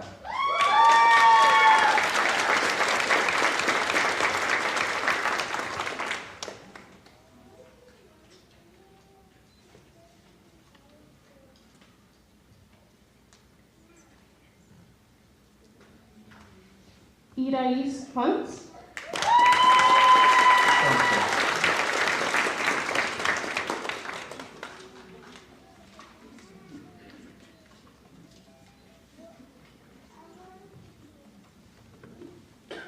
Daniuska Celeste.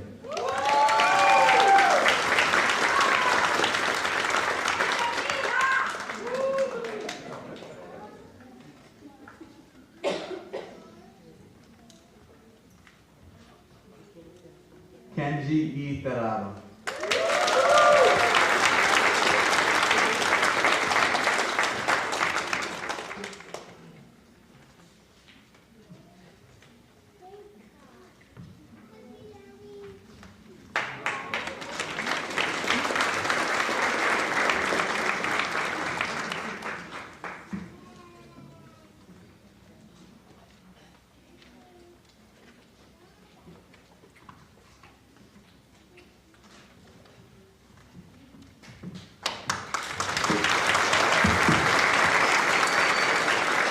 Before we move on, I'd just like to recognize three beautiful ladies. Mikey Borges was saying something about a support system. So the nursing department also has a support system. And it is our nursing council. They're very beautiful. Trust me, I know it's dark.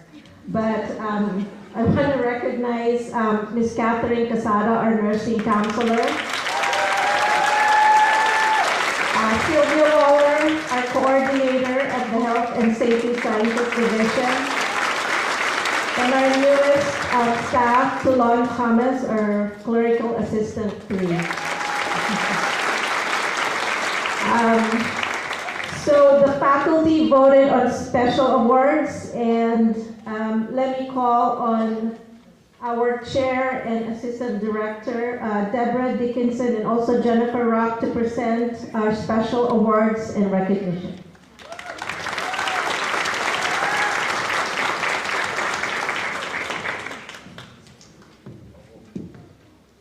Good afternoon. I'm Deborah Dickinson. I'm also a graduate of this program. So it gives me my honor to present awards to the students today. First of all, I'd like to acknowledge family members of our graduates who are past graduates of the AVRN program. Please stand when I call your names. Angela Alvarado. Her mother-in-law is Tammy Calatayu, who graduated in 2001.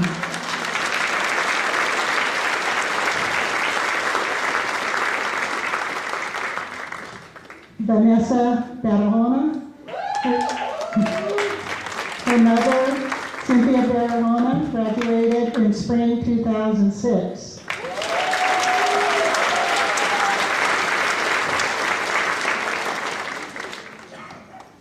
Michael Diaz. His brother, Brandon Diaz, is a graduate in 2018.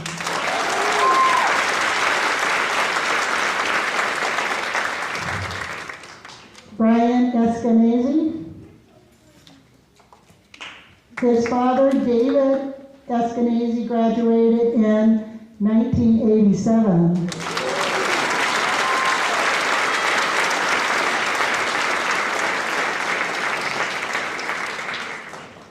Vanessa Denise Hall.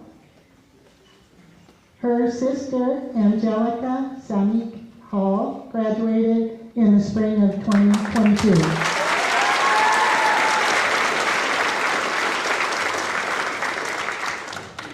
Eris Ponce. She has relatives that graduated, Joanna Ponce, Yadre Ponce, and Jacqueline Ponce.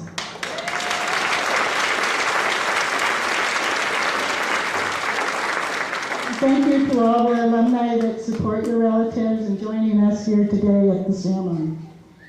Next, I'm going to announce recognition for perfect attendance throughout the program. Each class is over about 100 hours, so these students dedicated a lot of time to be here every day. When I call your name, please stand to be acknowledged. Angela Antelope. Kaylee Baker. Vanessa Barahona. Marilee Bender. Alizette Barnell. Mikey Borges.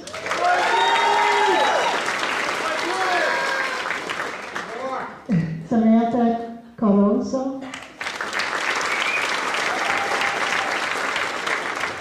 Iris Cruz. Brian Eskenazi.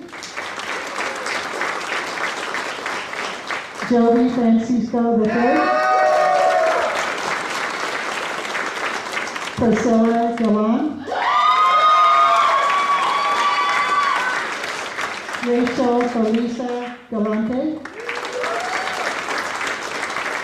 Vanessa Denise Hall. Vanessa Herrera. Joya Mandero Mays. Alejandro Montesquieuto. Chelsea Perez. Eloise Ponce. Mariah Ramirez Garcia. Stephanie Reyes. Christina Shido. Danuska Silvestre. April Smith. And Kenji Torado. The nursing faculty is proud of all of you for your dedication to your education. Next, I'm going to announce students who received scholarships and awards while they were nursing students. Angelica Adalankar received the Christnesis Medical Care Scholarship.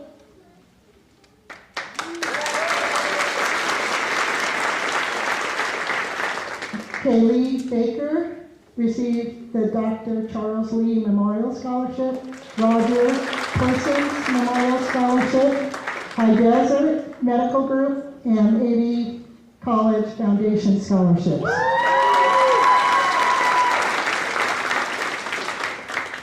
Jesse Fergosa. He received the Anatomy and Physiology Scholarship and the AV Foundation Scholarship. Vanessa Denise Hall received several: the Chasing Your Dream Scholarship, Drain Pride, the Heritage Health Scholarship, Osher's Scholars Scholarship.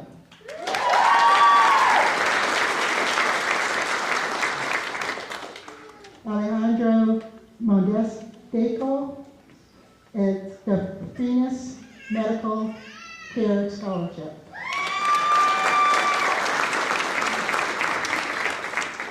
Danuska Silvestre received the Allen and Marilyn Golden Scholarships and Seth Harris Memorial Endowment.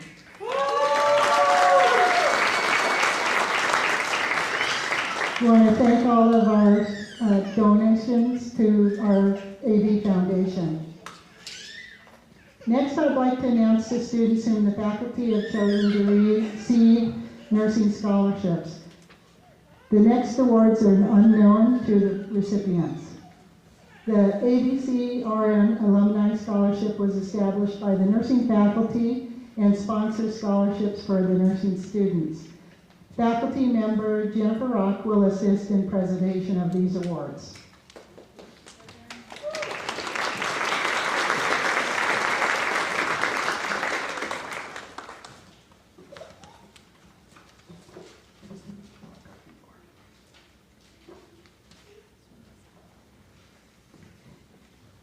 The first award is for the traditional student for demonstration of clinical excellence. This award is given to Robert Lassos.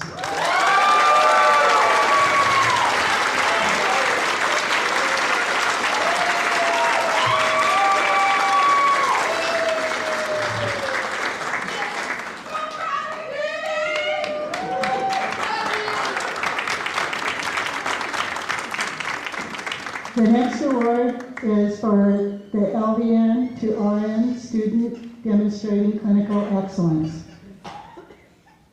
The award is given to Katie Hall.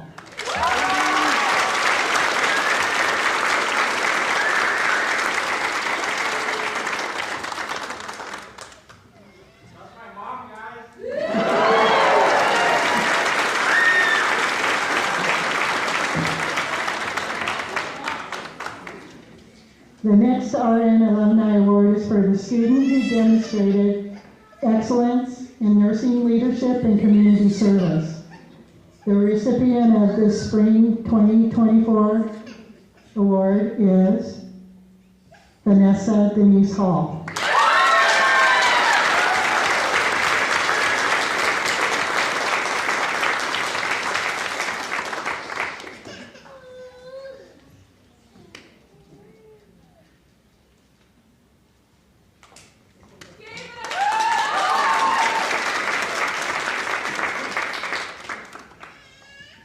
The next awards are to acknowledge students who have demonstrated excellence in academics and clinical performance.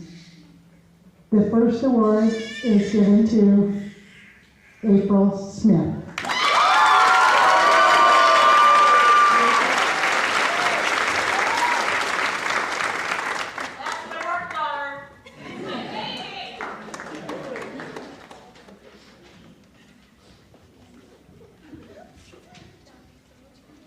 The second Academic and Clinical Excellence Award is given to Samantha Corzo.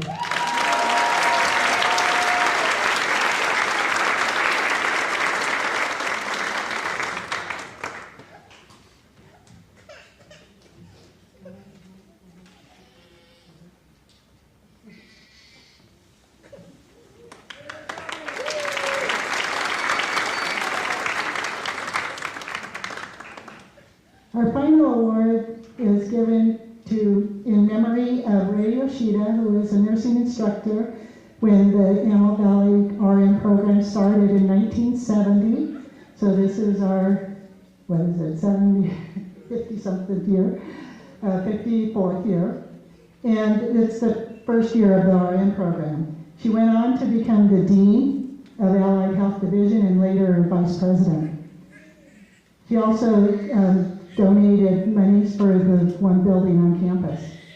This award is given by the faculty and director to the graduating student who demonstrated excellence, academic achievement, clinical expertise, and pride in the nursing profession.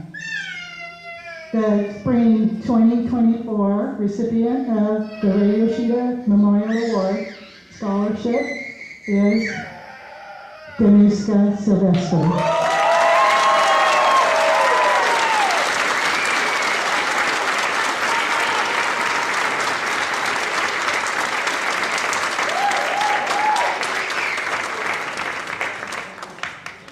Thank you very much and congratulations to the spring class of 2024.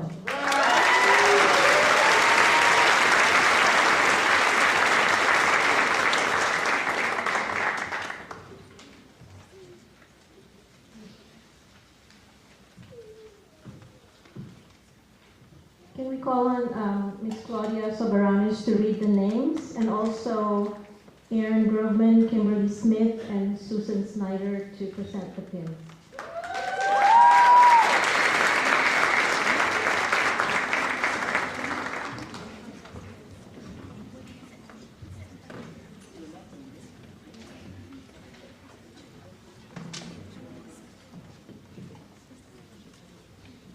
Christina Rocco Cheeto.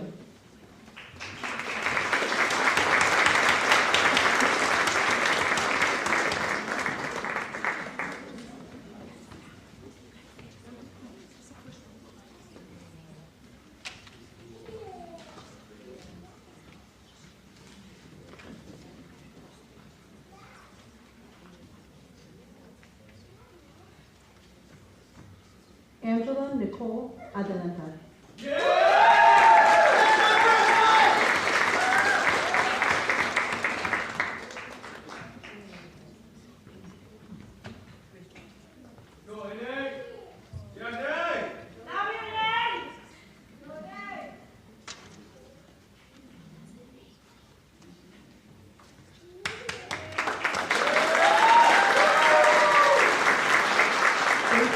Elisa Galanta.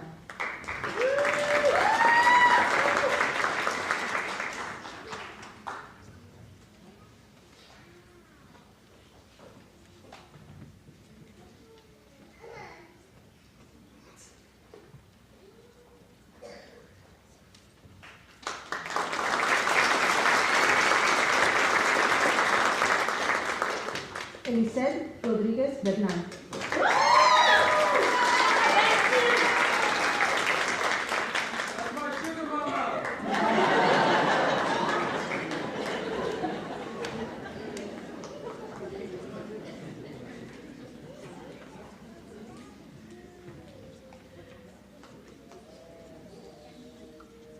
Kenji Escano Terrado.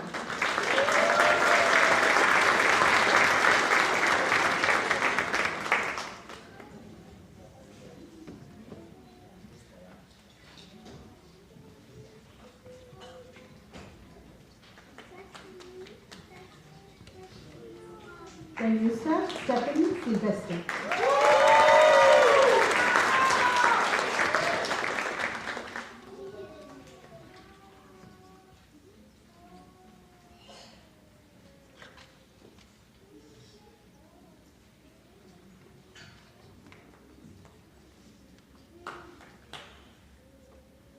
Idolina Barajas Rivera.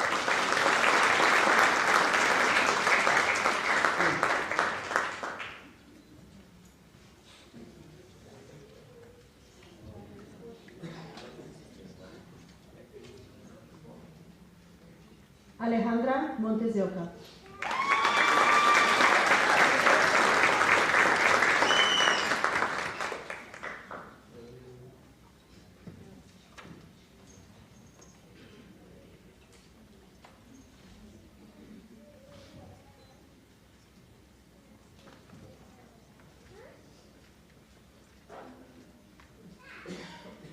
April Smith.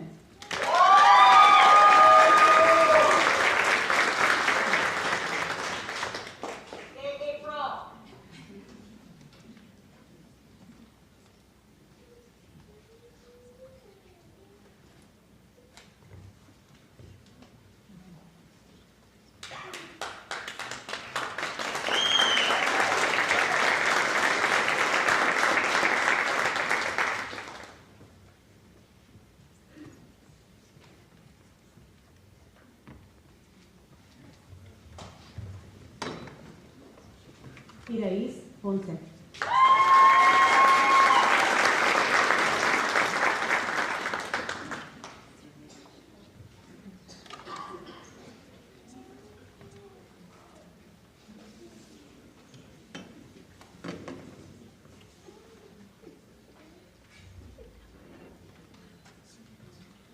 Ángela Graciela Alvarado.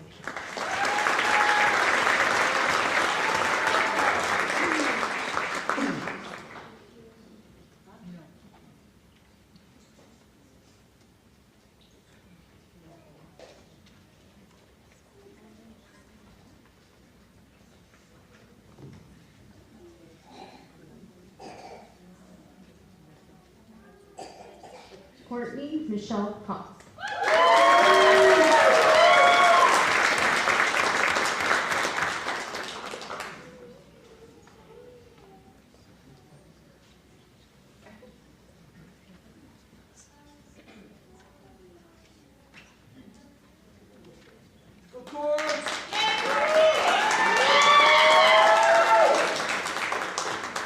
Kirsten Mackenzie Martin.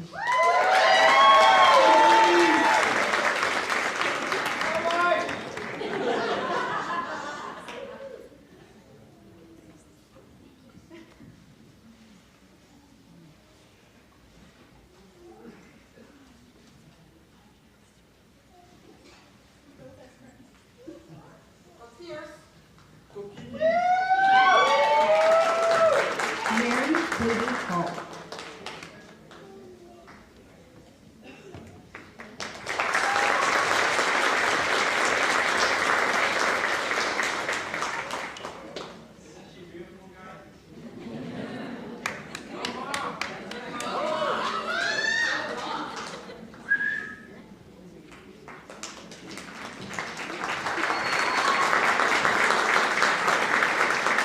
Priscila Calan.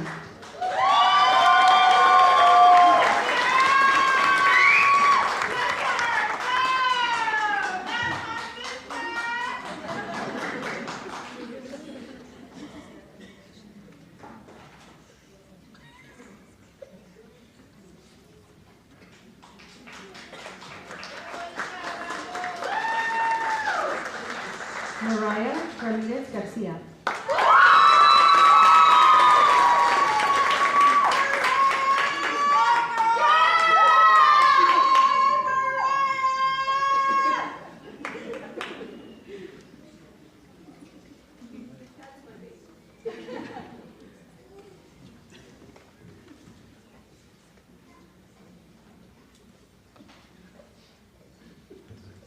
Daisy Lopez.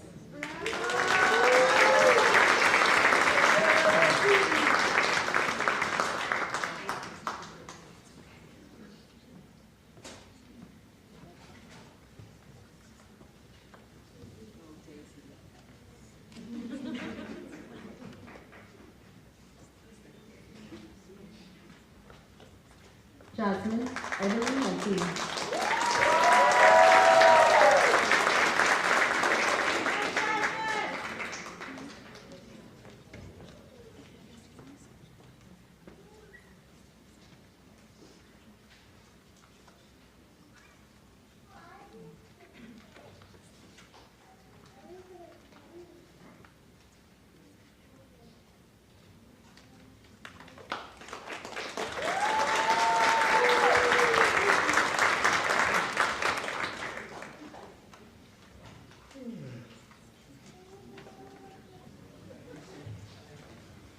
Michael Kevin Diaz.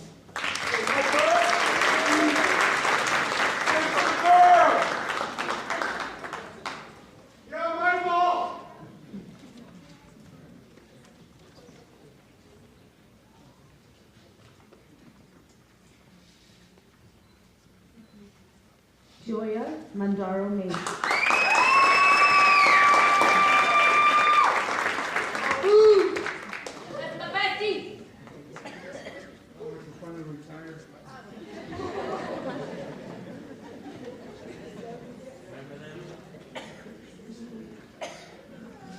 Vanessa Herrera.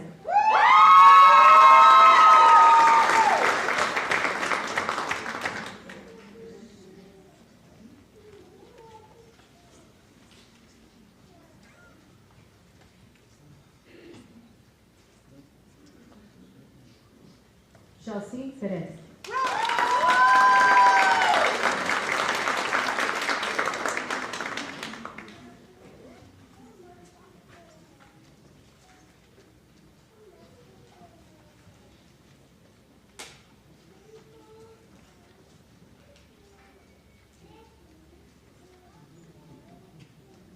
Cynthia Esquitia.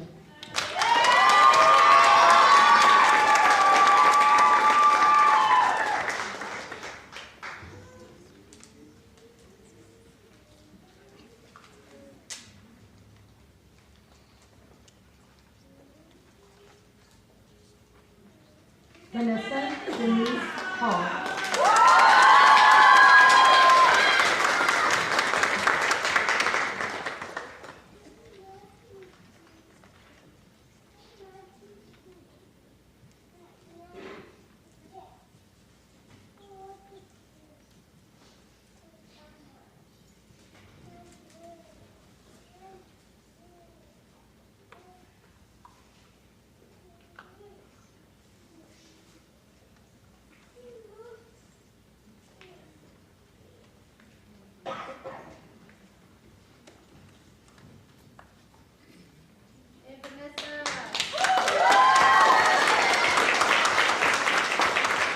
Samantha Corso.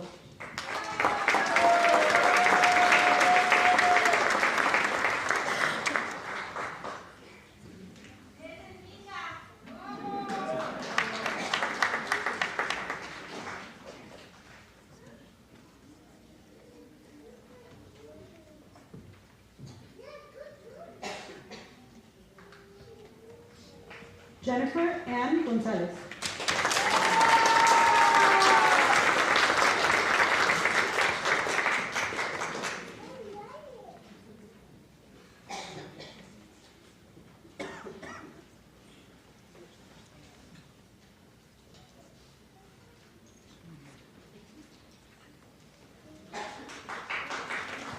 Haley Baker.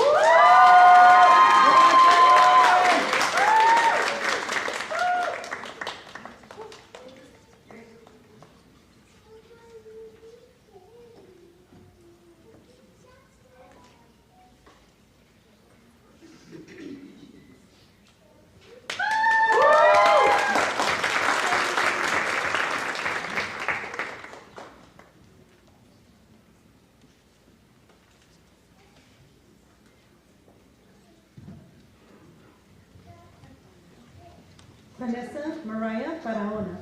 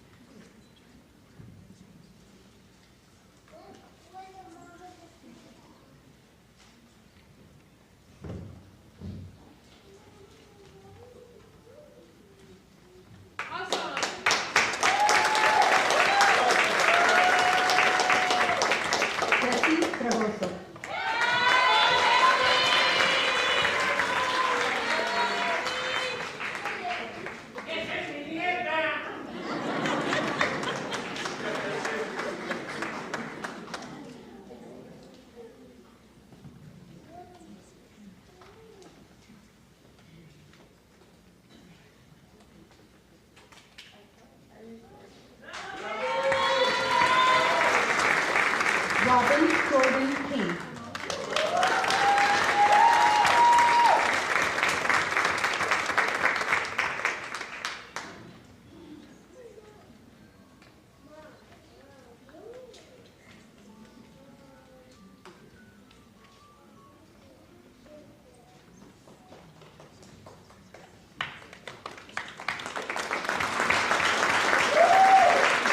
Stephanie Reyes.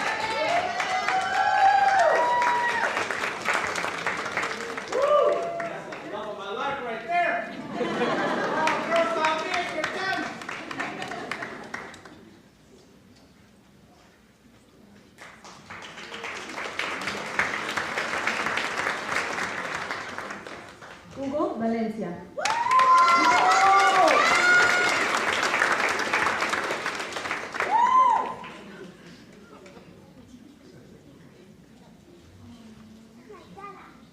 That's my husband.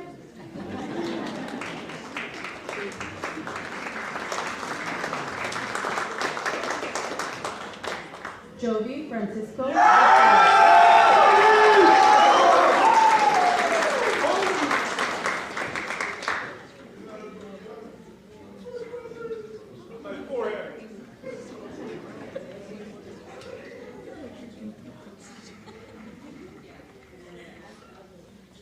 Iris Cruz Garcia.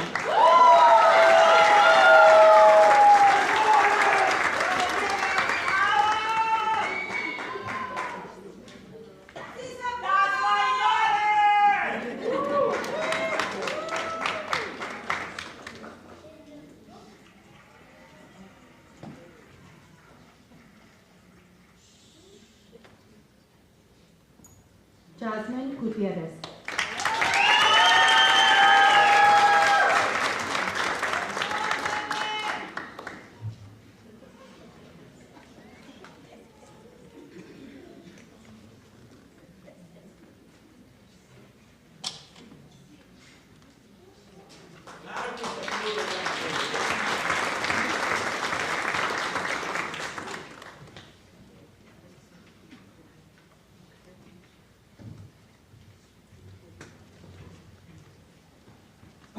Mikey Anthony Borges Jr.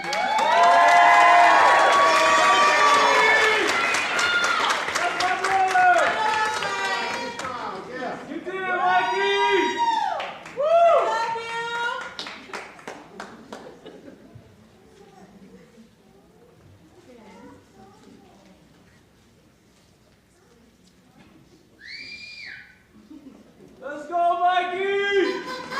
Steven Noah Gomez.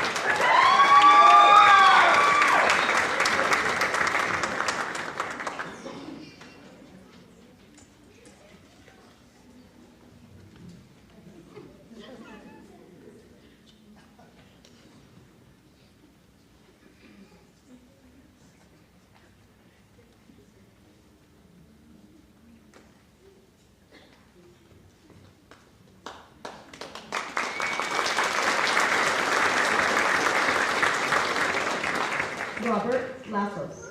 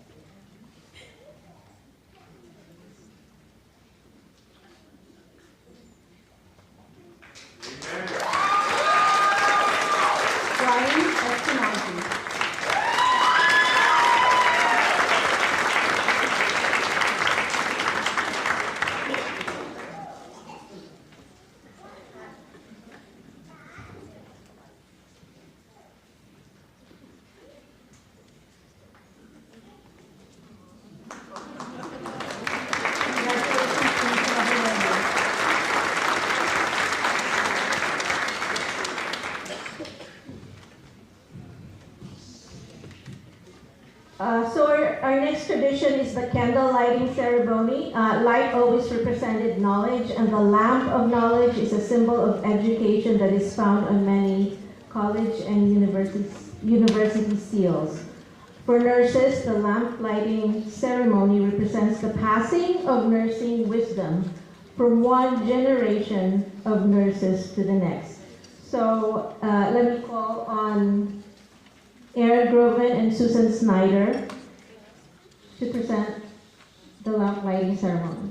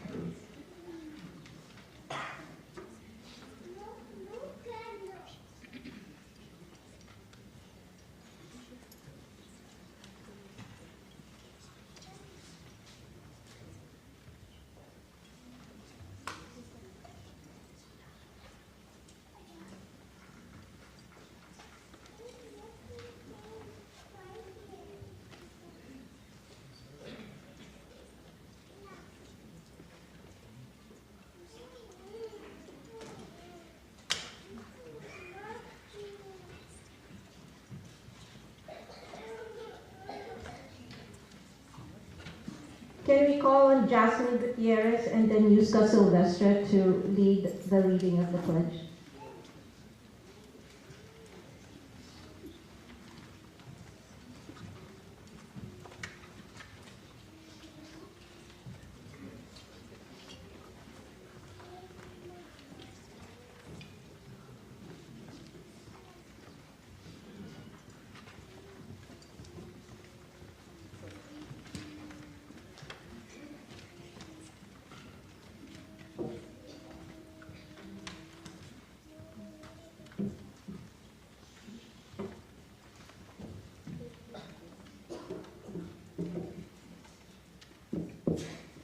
In the full knowledge of the obligations I am undertaking, I promise to care for the sick. With all the skill and understanding I possess. Without regard to race, creed,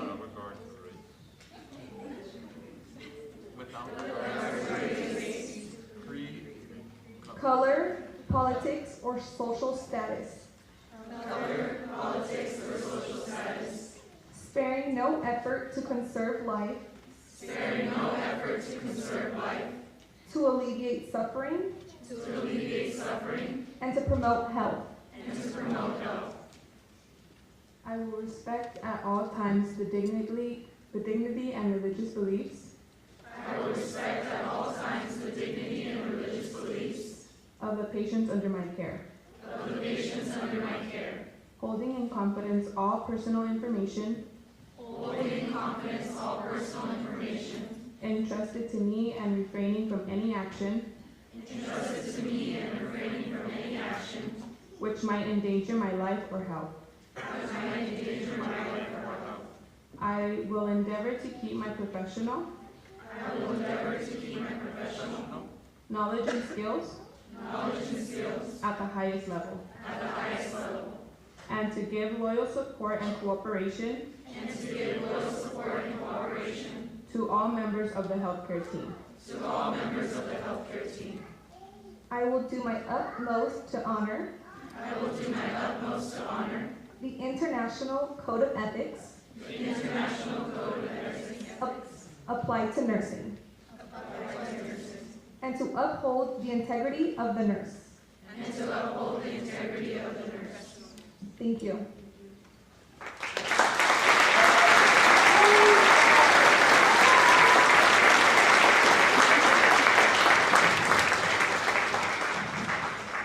Before we conclude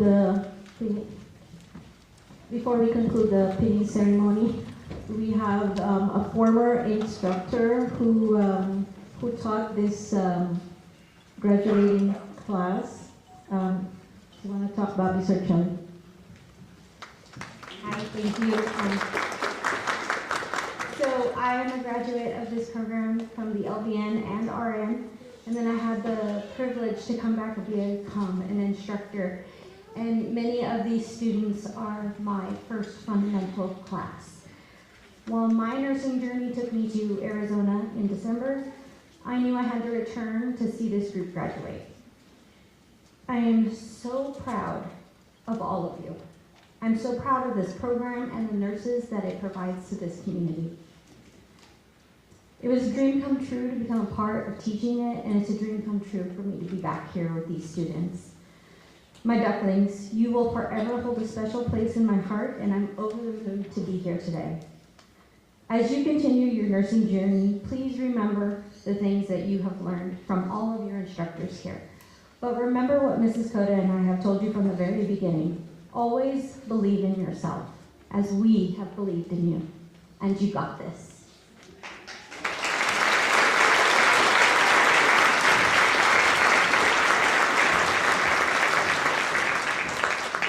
Friends and family, that concludes our pinning ceremony. May I present the Spring 2024 AVN graduates.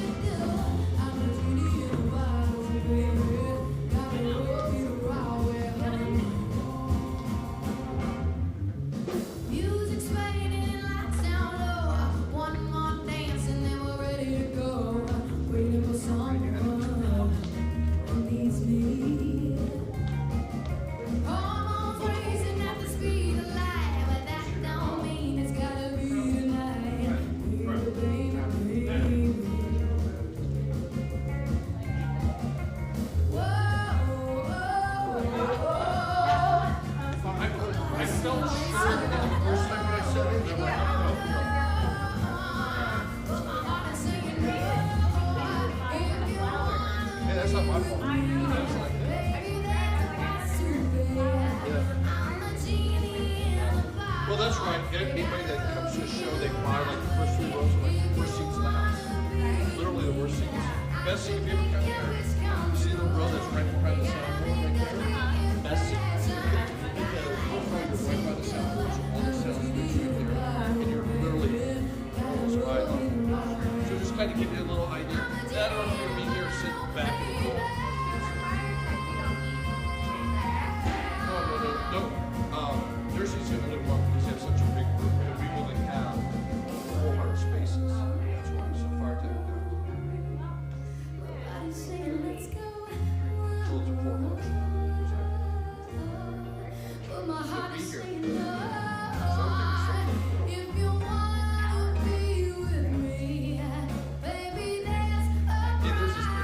Quickest one so far is 20 minutes. No, nothing. Oh, yeah, she doesn't do like presentation.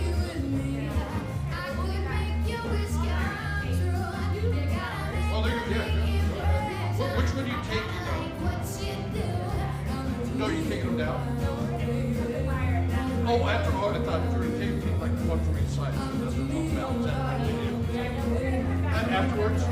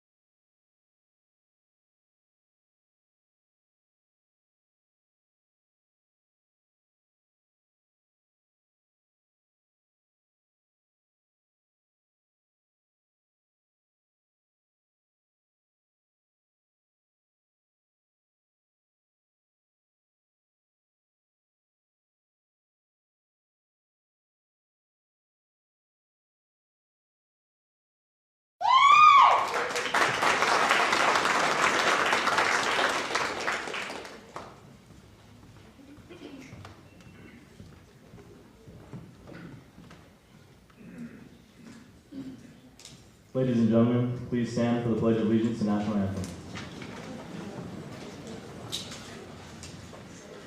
During the Pledge of Allegiance and National Anthem, it is appropriate and lawful that all citizens place their hand over their hearts while facing the flag.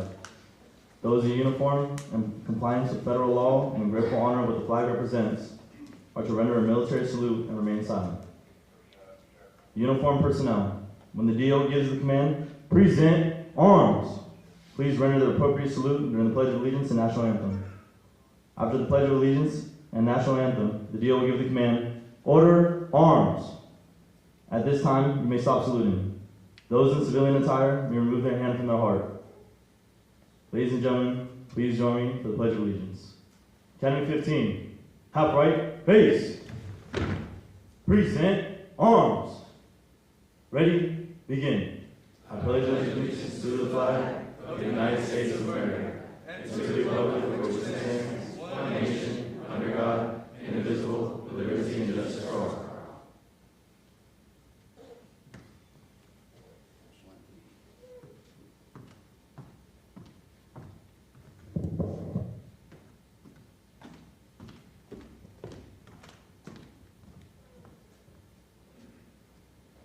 Oh, say, can you see by the dawn's early light what so proudly we hailed at the twilight's last gleaming, whose broad stripes and bright stars through the perilous fight o'er the ramparts we watched were so gallantly streaming, and the rocket's red glare, the bombs bursting in air, gave proof through that night that our flag was still there.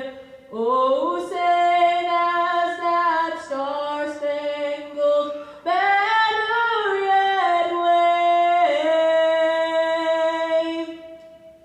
o'er the land of the free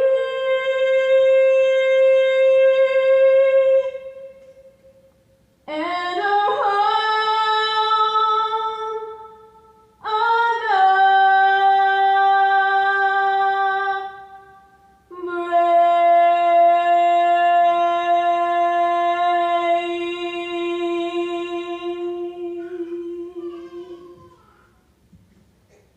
Order arms.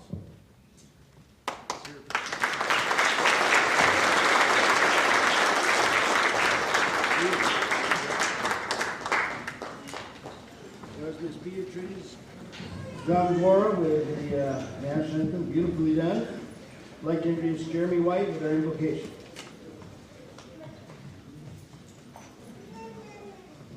Good afternoon, everybody. Please bow your heads with me.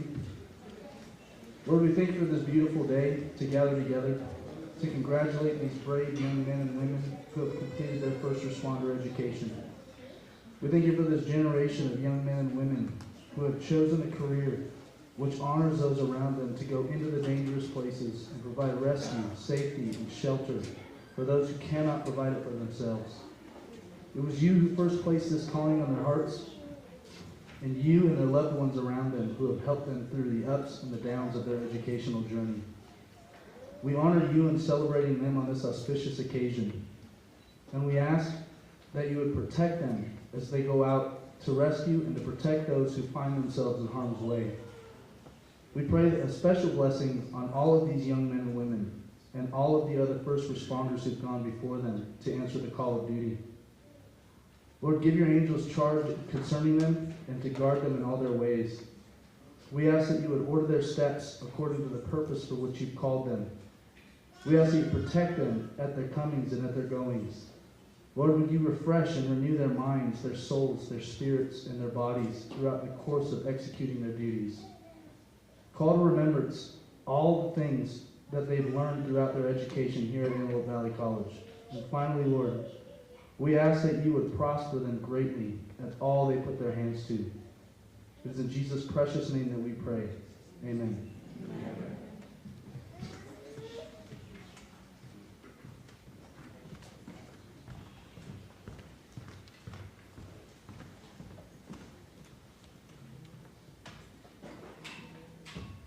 Number 15, half left, face. Number 15, take seats.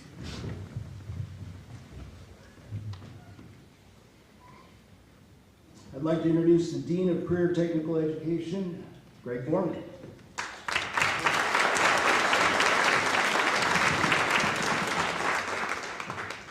Good afternoon. No. Not for the celebration. Try it again.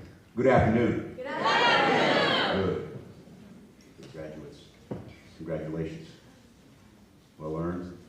I see you in the mornings and the afternoons. You know I know what you do. Congratulations.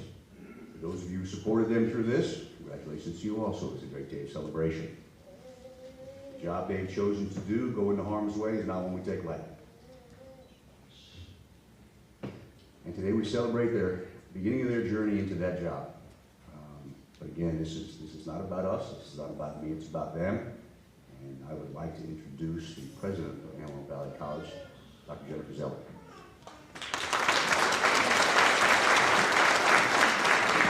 Thank you, Dean Borman. Welcome everyone to Antelope Valley College. This is a wonderful day. Graduates, congratulations. You really have worked hard. For part of this year, my office wasn't in the typical space. I was actually over on their side of the campus, and I come to work early in the morning, and I can vouch that these students are here early in the morning doing their physical training, moving tires and running and doing all of this stuff. It's hard work. You're training for hard work. You're training for some scary work. When people like me and like many of you, get assigned to evacuate, that's when these brave, strong people will be running toward the problem. So I want to thank all of you now for the life of service that you have chosen. And I want to tell you how proud I am to be the president of a college that helps find people like you connect with their calling and serve our communities in such meaningful ways. Clearly many in the audience are praying folk. We just had a prayer, but some folks meditate, some folks connect with the universe in different ways. What I would like to do is take a moment of silence, and each of you know someone on this stage. That's why you're here. I want all of us to take a moment in silence and just speak protection over them for a career of safety and strength and courage, so that they can have a long, prosperous career, one where they are safe in their journey to help. So let's take a moment. Hold them up. Hold them up.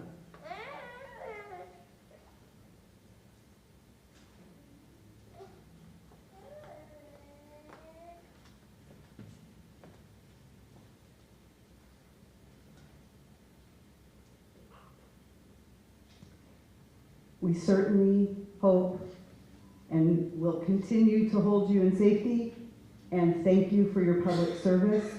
And my personal wish is that I never see you when you're on the job, and that you have a very boring career, actually. There are many people who have made your training possible. The dean, faculty who will be introduced, but part of, I'm standing here speaking on behalf of the executive team, and I'd like to introduce those who are on stage with us. We have the Vice President of Academic Affairs, Dr. Kathy Bakeet. We have our Vice President of Human Resources, Dr. Lauren Elon Helsper. And we have our Vice President of Administrative Services, Mr. Shaminder Brar. And I do consider myself to be privileged to serve under a board who cares so much about this community and cares so much for students and cares so much for this college. They spend a lot of time voluntarily, really making plans and making sure that this college is positioned to serve the community now and into the future. And it's my privilege to introduce one of our Board of Trustee members, Mr. Michael Reeves, who will deliver some words on behalf of the board.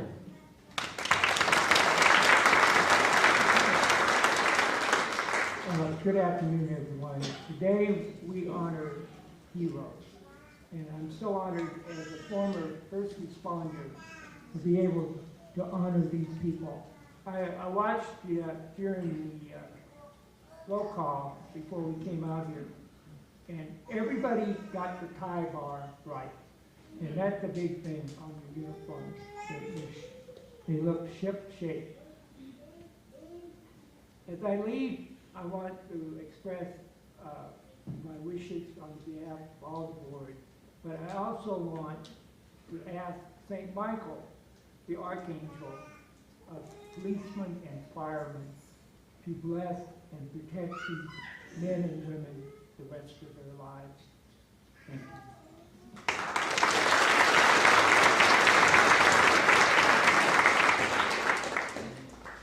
Please enjoy a short video highlighting some of the day-to-day activities of Class 15. Thank you to Cadet Eric Duron for putting this together.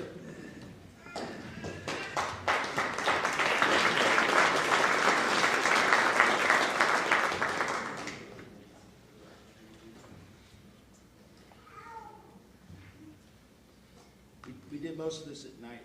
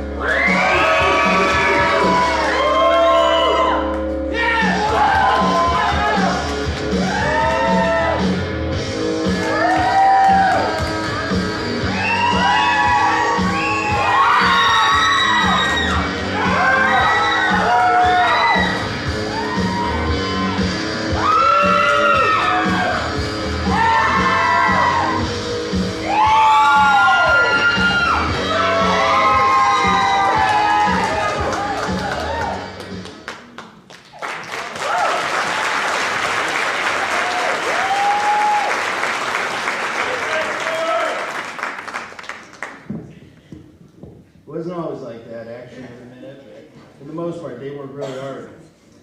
So Academy 15, I told you we would make it here, and here we are today. Finally, we can celebrate. Your family gets to see all your accomplishments. You're going to be out there on your own. First, I want to thank a few people. Our AVC Career Tech staff, Talone Thomas, I don't know if she's here, I can't see it. Feel free to stand up and call your name. Sylvia Waller, Layla Racinos, our department chairperson, Wendy Stout. And I want to recognize the partnership between the Los Angeles County Fire Department and the college, especially some amazing assistance that we got from Captain Pete Adamo and Battalion Chief Jason Gorbani. LA County Fire Department is our direct physical partner with our academy, and they provide the North County Training Center where we do most of our skills training over there. They're instrumental in what we do. By the way, this Saturday they are hosting Fire Service Day over there, and if you haven't been before, I highly recommend it. Live music, lots of food, firefighters doing all kinds of fun stuff, a lot of hands-on for the kids. So Saturday at the North County Training Center.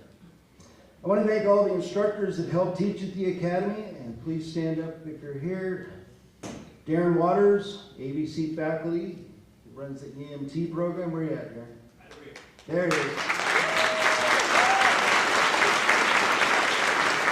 Lori Gilroy, who is the director of our wildland fire program.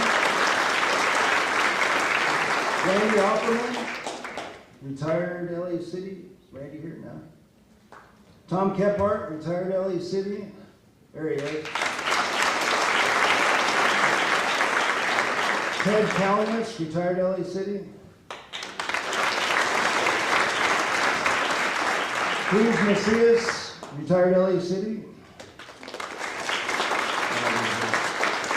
Matthew Nadelet, San Bernardino County Fire, and TJ Nielsen with Nielsen Fire Protection. Thank you. On your way out, make sure you go check out his blue fire engine that's out front. All of these instructors maintain a lot of high standards for our cadets, and they serve as great role models, and I'm really thankful to have them. I also want to thank Fire Academy alumni Gabriel Garcia. One more time, if he's here. Gabriel? He graduated a couple classes ago. He volunteers a lot of his free time to come out and help shape these young people and do workouts with them. And he works for California City Fire Department.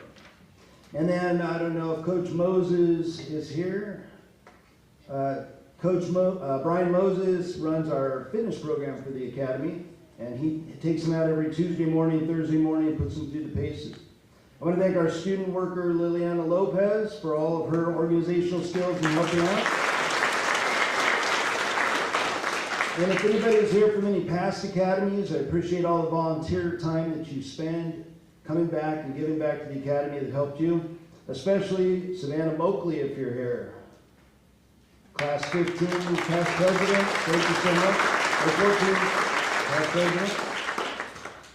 So, a year ago, August 15th, 2023, 29 cadets started their journey with Antelope Valley College Fire Academy. We lost a few on the way. Some of them had to quit for personal reasons. Some of them quit for jobs, which is our goal anyway, so we're happy to see when they go.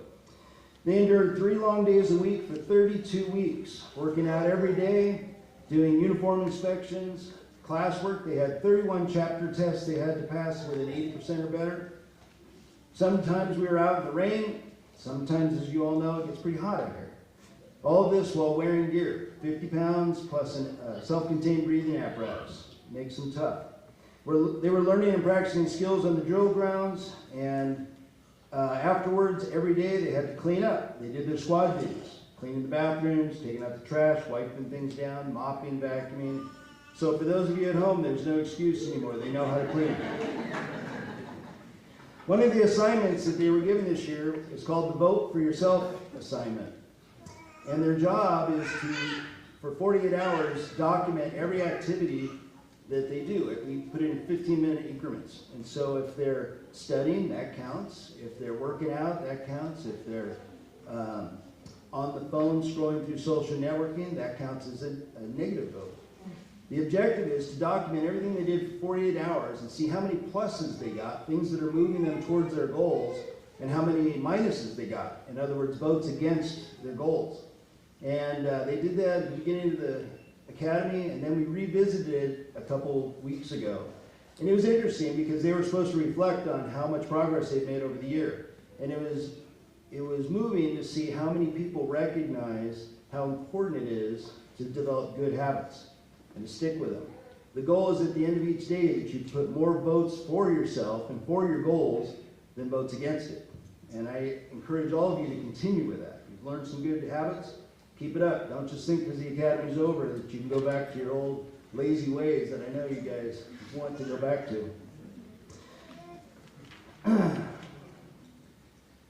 So today I stand before everybody proud of these 21 individuals. They've completed the program, they passed all their tests, skills and written, and they're getting ready to go out and start serving the public, serving all of you by joining the fire service. There's an old saying, the moment a person decides to become a firefighter, their greatest act of bravery has just been accomplished. And with that, I would like to introduce Class President Jacqueline Mendoza.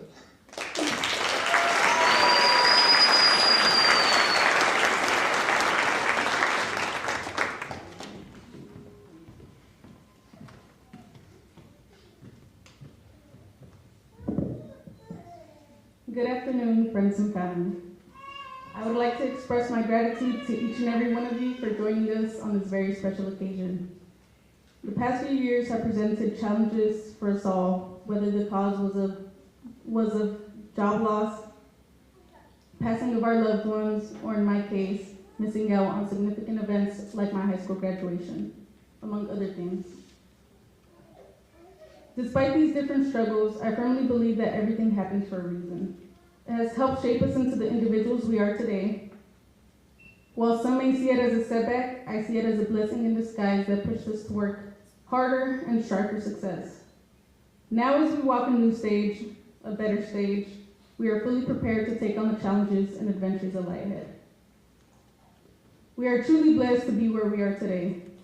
In spite of facing countless challenges, we have stood by each other and provided unwavering support. Our connection has grown stronger with each hurdle we have conquered. Family is more than just blood ties.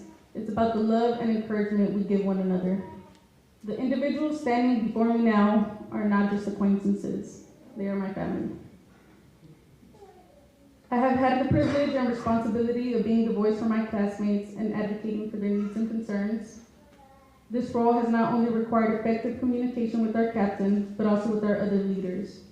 I would like to personally thank all of our leaders and instructors for their indispensable contributions and helping me make all of this possible, and the rest of the cadets for making this a memorable experience. Nevertheless, I am grateful for the opportunity to serve as your class president. Apart from this, I would also like to give a huge thank you to the parents and family members who have supported and inspired their children throughout this journey. And an even bigger thank you to my parents for raising me to be a determined and independent individual. Their guidance and support has shaped me into a strong and self-reliant woman, enabling me to strive for success on my own terms.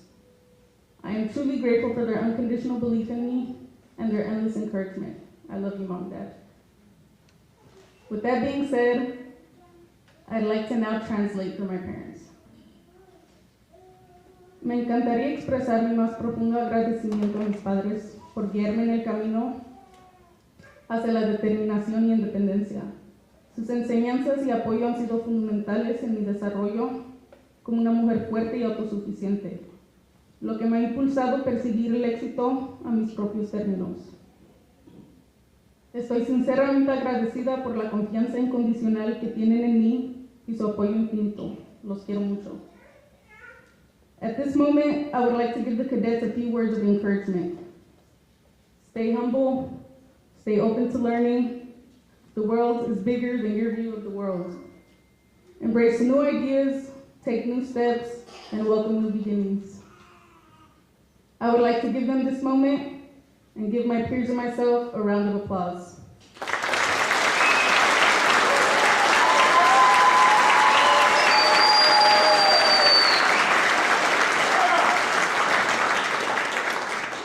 Thank you for your attention as well as your time for coming out and supporting Academy 15.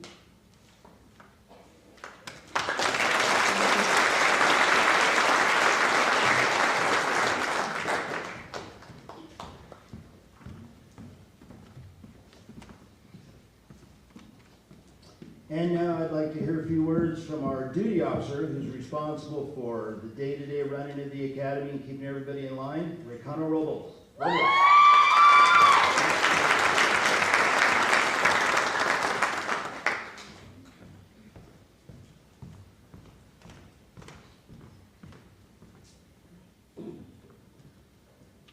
Hello, friends and family of Academy 15. It is a pleasure to stand before you today to celebrate the graduation of Antelope Valley's Fire Academy. We are filled with emotions, pride, accomplishment, and gratitude. Aside from the many emotions we feel today, one thing is for certain. We have overcome tremendous hardships to get where we're at today. Throughout our journey in this Fire Academy, we have faced rigorous physical training, intense simulations, and countless hours of studying. These challenges we face tested not only our mental strength, our physical strength, our mental fortitude, and emotional resilience. We leave this place stronger, more resilient, ready to face whatever challenges lie ahead. As we reflect our time here, let us not forget to express our heartfelt gratitude. Gratitude to our instructors for educating us on the knowledge they acquired throughout their time of service as firefighters. Gratitude to my fellow leaders for their help in molding this academy into what it is today. Squad 1 and 2 leaders, Nelson and Brooks, for sharing their knowledge and helping our cadets get a better understanding of the tasks and duties required from us. Squad 3 and 4 leaders, Romo and Contreras, for pushing our cadets to the limits and helping instill discipline.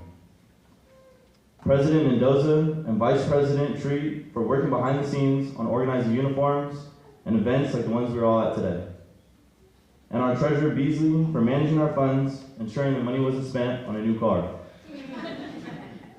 I'm extremely grateful for having the opportunity to stand before you today as Academy 15's duty officer. I feel a sense of pride in each and every one of my cadets. You have all worked very hard to get where we're at today. From the early morning training under the relentless sun to the late nights poured into our textbooks, you have all chosen a path that requires selflessness, bravery, and unwavering commitment to the safety and well-being of others. As you move forward with this next chapter of our journey, I urge you to carry with you the lessons we have all learned from this academy. Remember the importance of teamwork, communication, trust, for these are all pillars which this profession is built. I encourage all of you to chase your dreams, never give up on what you want to become in life, work hard, and invest in yourself. Congratulations, cadets of Academy 15.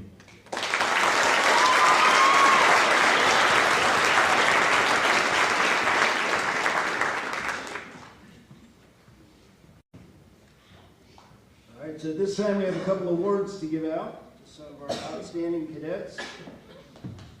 Academy 15, to your feet. First ones I'd like to present are to Austin Salyer and David Ware. Front and center, please. This certificate is given to them for the achievement of scoring 100 points on the AVC Fire Academy Fitness Test, which includes running 1.5 miles, how many push-ups you can do in a minute, and how many sit-ups you can do in a minute. It's very hard to get 100 score on that. Congratulations.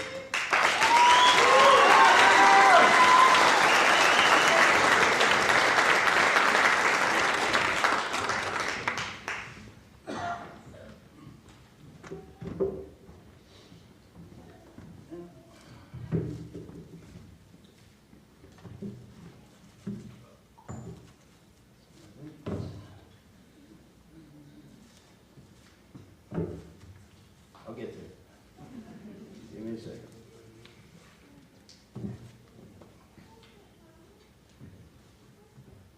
Austin Sager, front and center again, please. This award is presented to Austin Salyer, the Academic Achievement Award, for recognition of the highest cumulative grade over the entire 2 semesters at the Fire Academy. It says, learn as if you're not reaching your goal, but as though you were afraid of missing it. Congratulations.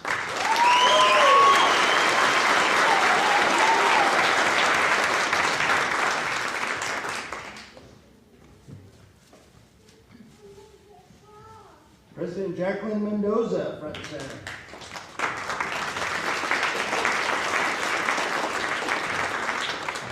This is an award for serving as class president. Thank you for your dedication as leadership and as class president. A good leader is someone who takes a little more than their share of the blame and a little less of their share of the credit.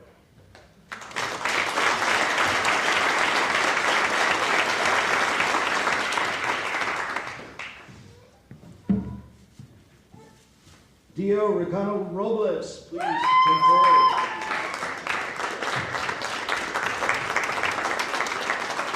The Duty Officer Award, it's a tough job. Not everybody liked him every single day, did they? But he kept me in line. In recognition of your service in the role of Duty Officer for Class 15. It's the hardest job in the whole academy. The greatest leader is not necessarily the one who does the greatest things. He's the one that gets the people to do the greatest things. Congratulations.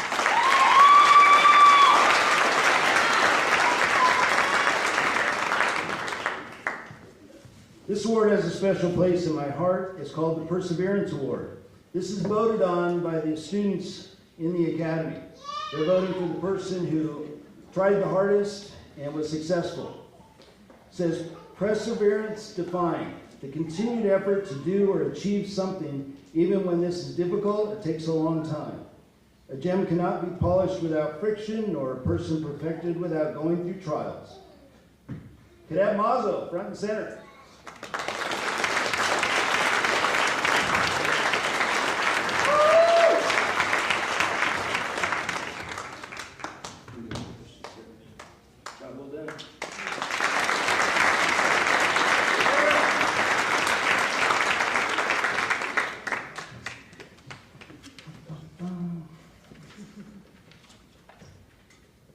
We will now present the Academy graduates with their certificates of completion.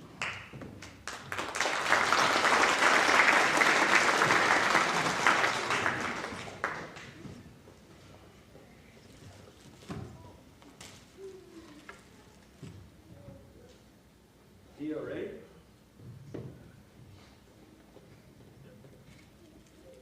Academy 15, right, peace. Ulysses Andrade.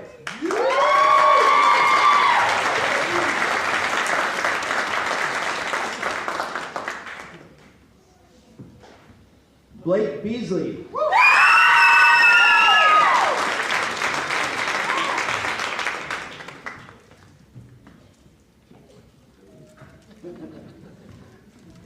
Christopher Brand.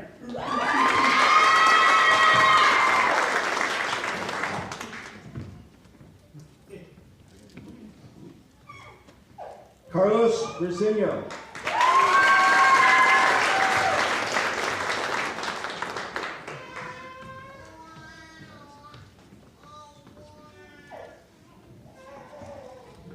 Adrian Chaves.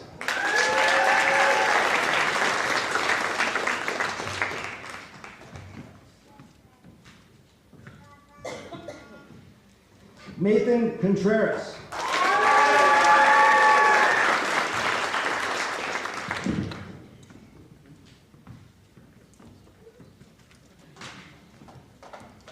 Omar Esparza Fink.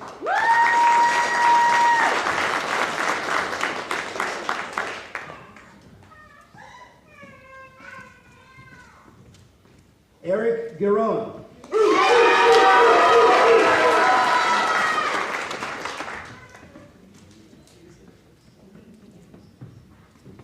Leonardo Hernandez.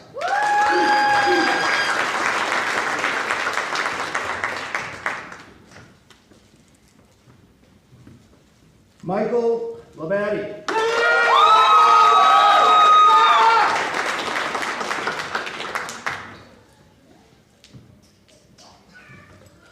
Joseph Lopez.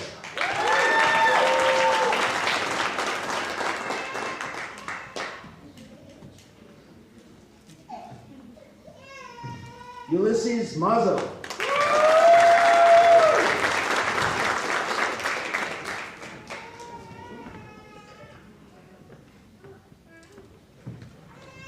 Ashley McIntyre.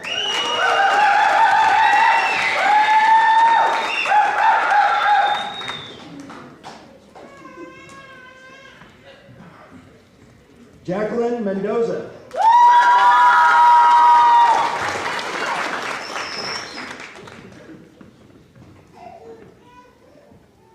Johnny Perez.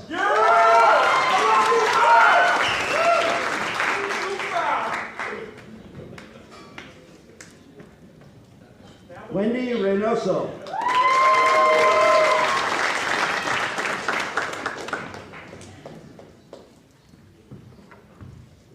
Ricano Robles.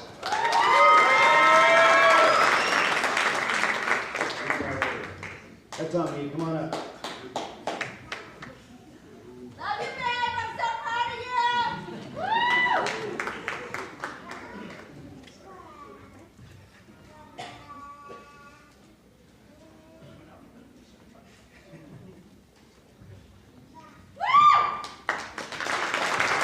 Benjamin Roa.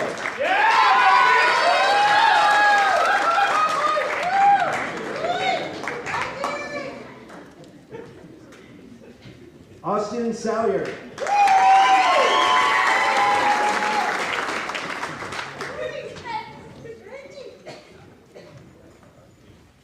Salis Treat.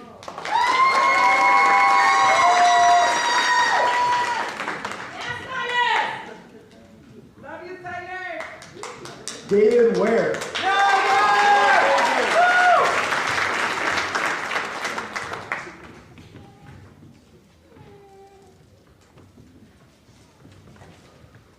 Ladies and gentlemen, it is my pleasure to present to you the graduates of Fire Academy 15.